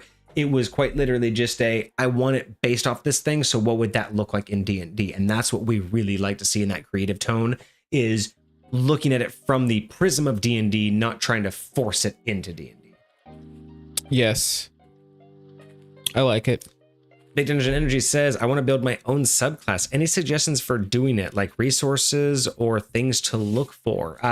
Well, if you want like one of the best resources that I think out there for like building subclasses and stuff, there is a YouTube channel called MisfitGamersStudios live. They do these great reviews of subclasses. They come up with a lot of good ideas. Binge everything they do. You'll get a lot of great ideas. Other than that, I don't know. So building out classes is... I don't know personally of any resource out there. I know that there are. I know that there are some apps and some websites that you can do, but what those really do is more about formatting. Like they'll help you figure out like ideas in terms of what should go there. Like if you have a spellcaster, like when spells will happen. But I don't know any that will help with balancing, because the hardest part obviously is balancing. I would say that a lot of it really depends on if your whole goal is to make it for all the other 5th edition mechanics, or if it's for you to make it work for your world. Yes. Because if you're trying to make it work with all the other 5th edition mechanics, then you're going to want to build it very similar to how we're seeing things here. And so the biggest recommendation I can have is just look through all the other subclasses, see the types of things that they put out at the types of levels that they put it out. Like this, the official material has, I believe, been play tested at a certain extent for balancing and for recognizing, hey, at this level, this should work something like this. And so, using those areas as like guides to just be like, all right, this is what I like to do at this level, or this is the kind of energy that I want to have here. Oh, I want this to be very, like I really wanted to make a portal based class, but like scaling that's weird. It's just whatever you want to. I will also say this, if you to be completely serious, if you want really good official resources, the two that I know of hands down that will elevate any like with your subclasses is going to be specifically for subclasses. I think Xanther's Guide to Everything has one of the more robust ways of developing subclasses, even if most of it's not going to be how to make them, but it's going to be just the approach to subclasses and the things that they added onto it. But Xanther's Guide is one of the best ones to see how to improve subclass builds and how to expand upon them. And then Tasha's Cauldron of Everything has some unique ideas on additives and different abilities to do for subclasses. But I think if you're going to have to choose between the two of them, Xanther's Guide to Everything, I think, has the more robust subclass alternatives and add-ons that give you a different approach to subclass builds. That's not just, copy and pasting what, the core subclasses are. So that's my advice would be check Xanther's Guide to Everything first, then Tasha's Cauldron, and then from there, probably trial and error and a lot of play testing. It's the one thing we don't really talk about a lot on this show, but it cannot be I cannot overstate it or understate it enough.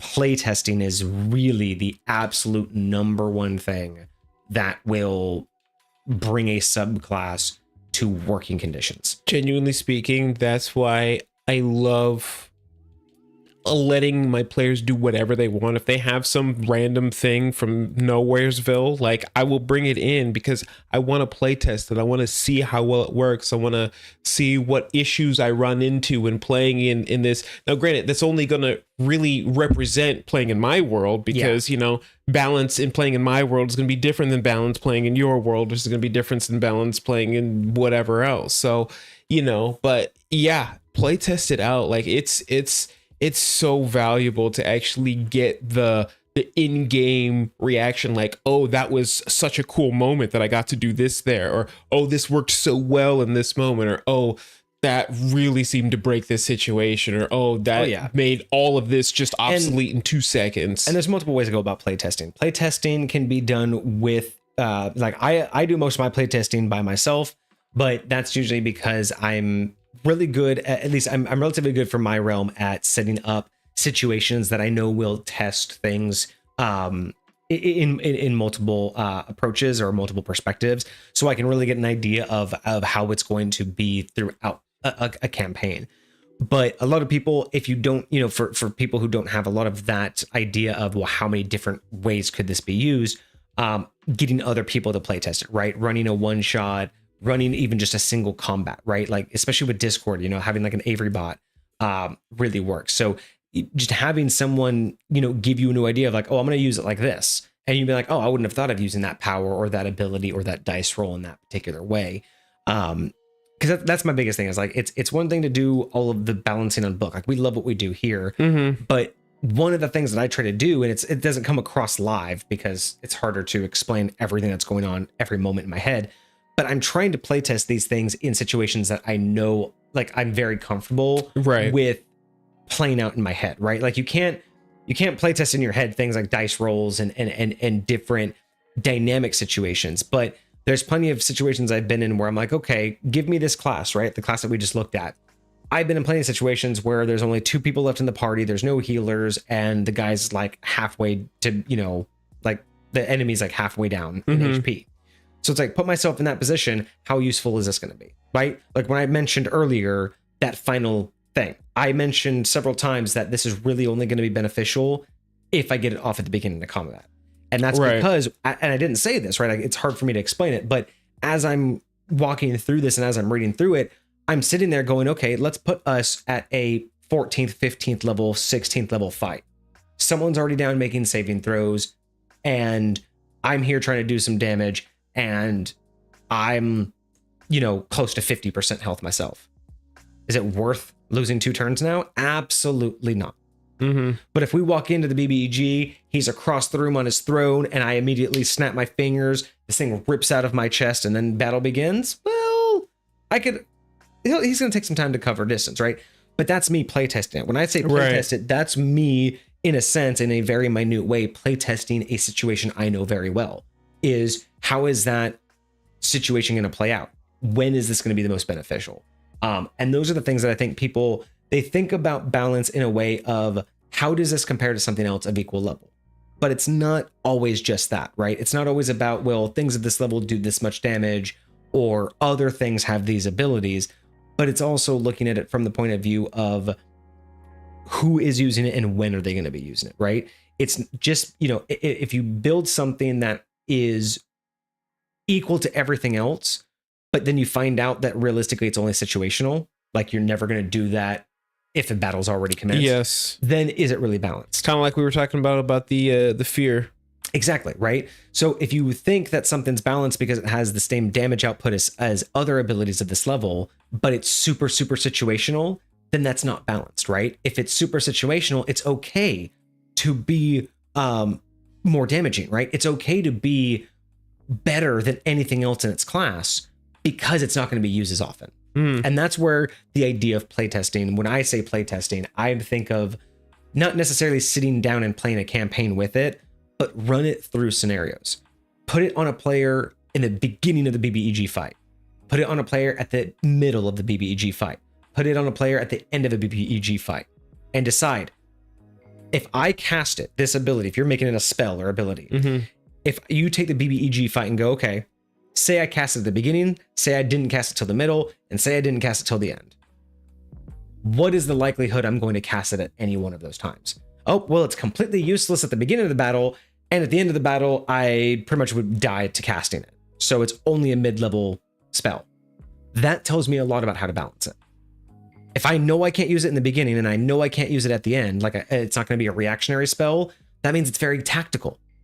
That means that I can make it be more damaging than a reactionary spell because I have to be very precise when I use it, right? I can make it a battle-changing spell because it's not going to kill him, but it's not going to make the spell or the fight in our advantage at the beginning, right? It's going to be that mid-range spell that's going to turn the tide when I need it to. That's the way that I would balance it, right? But if I look at something and go, oh no, I could use like Eldritch Blast. Well, I could use that at the very beginning. I could use it in the middle. I could use that. I could use that as my last attempt. I am 1 hit point. He's face to face with me. I know I'm gonna die. I can still go off with Eldritch Blast and go out without a fight with my finger up, right? Yeah. That's that mindset. That's why that spell deserves to be so weak, even at higher levels, because it's too versatile. So that's how I go about when I say playtest. It's not necessarily sit down with somebody else and rush through every last scenario. But what you want to do is put it up against the most common things. And like I say, do it with things that you're comfortable with. These are situations that I'm very comfortable and knowledge of in my own realm. BBEG fights are probably the easiest one for any DM to do. Honestly, that is my number one thing is if you're ever playtesting something in this method, always do the BBEG fight because the BBEG stakes are high and you probably already have like a milestone. You know how the BBEG is going to act start into the fight. You know how you're going to escalate the fight. You know how he's going to act towards the end. You know the goal, whether it's to TPK or not, right? Yeah. So it's easier for you to say, how beneficial is this for the player at each of the stages I'm going to be at when they're at the BBEG fight? And then you make different variables. What happens when the entire party's alive? What happens when half the party's down? What happens if this is the only person left alive and this spell hasn't gone off? Is it still useful? These are the ways that you can tell where do I need to balance it out, right? If it's only useful in certain situations, it's okay to be more powerful. The more situations it's useful in, maybe the less powerful it needs to be, right? And that's kind of the direction I take when I'm trying to really feel something out. And it's kind of a background to see what is going on in my head when we're doing these reviews, right? Like when I'm giving the examples and I'm trying to say like, oh, I think it should do this, it's probably because there's somewhere in my brain like running through these like preset scenarios of how beneficial would it be when. Right. But I know I missed a couple things in chat. Let's see. Soul says, wanted me to make my own class with a subclass on D&D Beyond so I can build my characters that look broken as heck, but are fairly balanced. Hey, you know what? Broken and balanced. Ooh, I like that name. Broken and balanced. That should be like a whole like series of like, here's a broken but balanced. broken but balanced. Broken but balanced. Ooh, I like that. BBB. Custom builds that are broken but balanced. Big Digit says I'll just do trial and error. And hey, you know, if you do trial and error, that works too. It just takes sometimes a little bit longer. You have the book physical and on D&D Beyond, so I'll definitely go through that. Awesome. I am so glad that you have those. That's the one hardest part too, is like all those supplementals. It's just like collecting all the good supplementals. So Soul's willing to be a playtester, do it. Playtesting with other people is really fun because it makes you see, again, it's kind of like one of the reasons why I appreciate doing the review, right? Because we can show people how we would approach it, which may not be something that they would have thought of. And that's one of the more beneficial things that I find when I'm talking about my builds is when I tell someone about it, I kind of let them run with the idea and see what they would think of, right? When they're like, oh, that sounds so cool. So like when you do, like I love when Kage is right. Like, so does that mean I could do this? Because then I'll be like, damn, I didn't think I would try that. Like it's those ideas where it's like getting other people to talk about it and play with it is fun. But you don't always have to do it in a structured gaming setting, right? Yes. But I'm glad that's very helpful, Dungeon. That's the best advice I got for creating homebrew, because everything else I would say I think is too specific to how I do it for High Point. You know, all the other details, it's the same as like when I'm reviewing this, right? It's what I do for High Point isn't always universally approachable the same way for everybody else, right? I have very specific things I like to do when setting up things in my realm, but these are more of those higher level things that I think works for everybody. But if I think of anything else, any other tips, I will let you know in Discord. Let's see. All right. And then broken but balanced. All right, excellent. Well, thank you guys so much for participating, joining us, keeping us company. It's always fantastic to see you all there. I'm glad you guys, at least half of you here for the big announcement. It was really cool to finally announce our sub emotes. And hopefully we will have more and more of those coming shortly. I am going to be continuing to work with that artist because they do have bigger packages for more emotes. So I just bought the smaller packages to test them out. But we are definitely going to be moving forward with the same artist. So, okay, very cool. I will probably end up doing another thread in the polls chat in Discord for emote ideas, because I'm going to continue.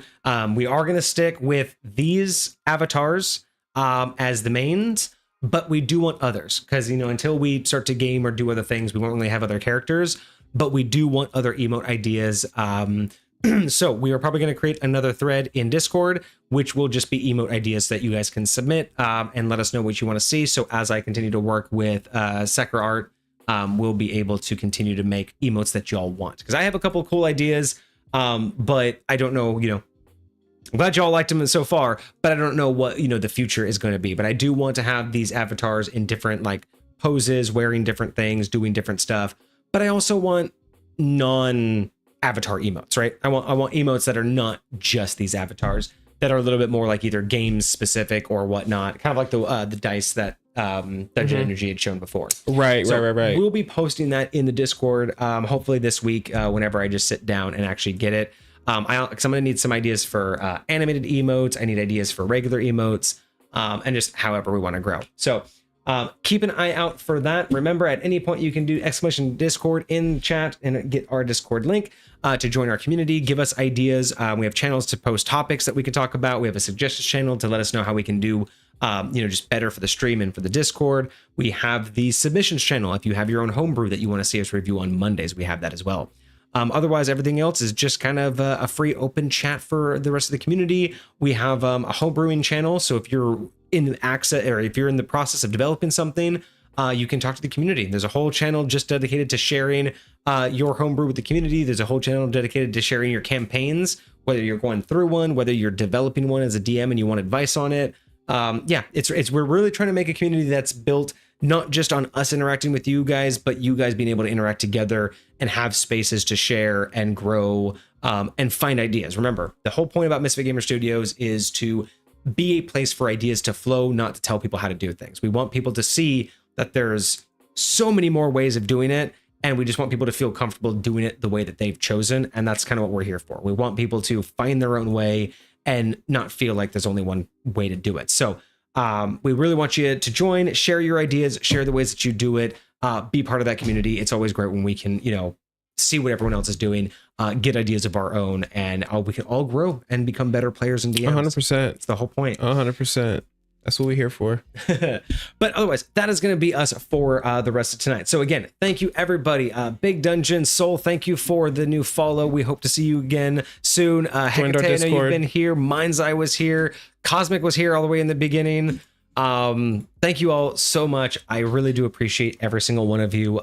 As we continue to grow, we will continue to develop things and continue to just try to build things for you guys that you guys can appreciate and interact with us and get more and more benefit, right? We're here for you. We're here to spread the knowledge. We're not here to be the people that are correct. We're just here to be the people to tell you that there's another way and you should be comfortable in the way that you've chosen. So 100%. We will be back on Friday. We don't have a specific choice. I think we're going to do another history of this Friday, actually. I think you was that one that you had set up? Did you say a specific one that you wanted to do?